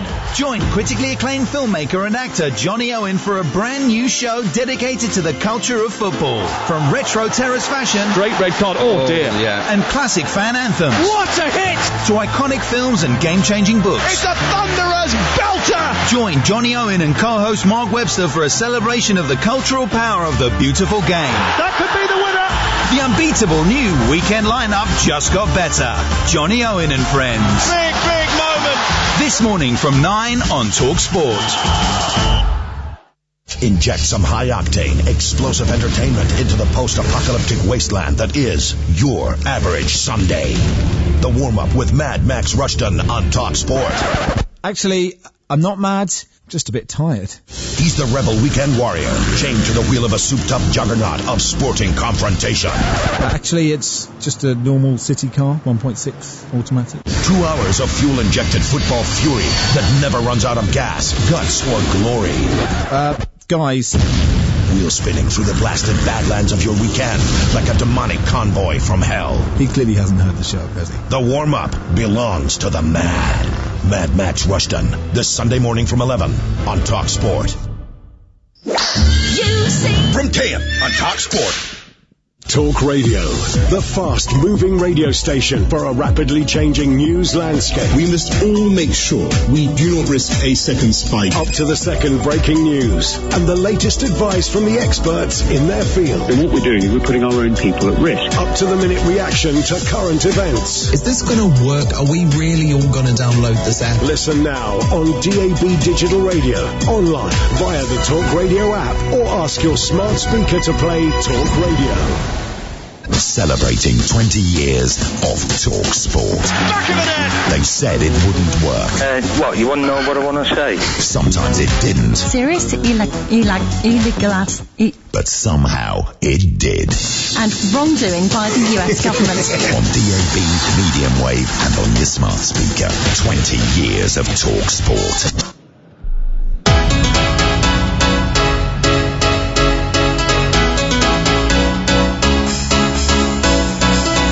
Premier League live with Talk Sport. Pulisic one-on-one with the goalkeeper. Oh, what a goal! It may well be the goal that gives Liverpool the title. It's Fernandes, sent it to the corner. Bruno Fernandes cannot stop scoring. The goals, the stories, the sackings, the thrashings, and everything in between. It's Yarmolenko trying to get the ball past Rudy, going to his left foot. Yarmolenko scores a heavenly goal for the Hammers. What a strike that is. What a goal from Wilfried Zaha. It's one of the goals of the season. Let the drama unfold. Premier League live with Talk Sport. You are listening to TalkSport's coverage of Aston Villa against Manchester United from Villa Park. I'm your host Tom Rennie. Alongside me for this one is the former Manchester United and England defender Paul Parker. This is Premier League Live. Aston Villa manager Dean Smith knows that his side have come to what he calls the crunch time of the season.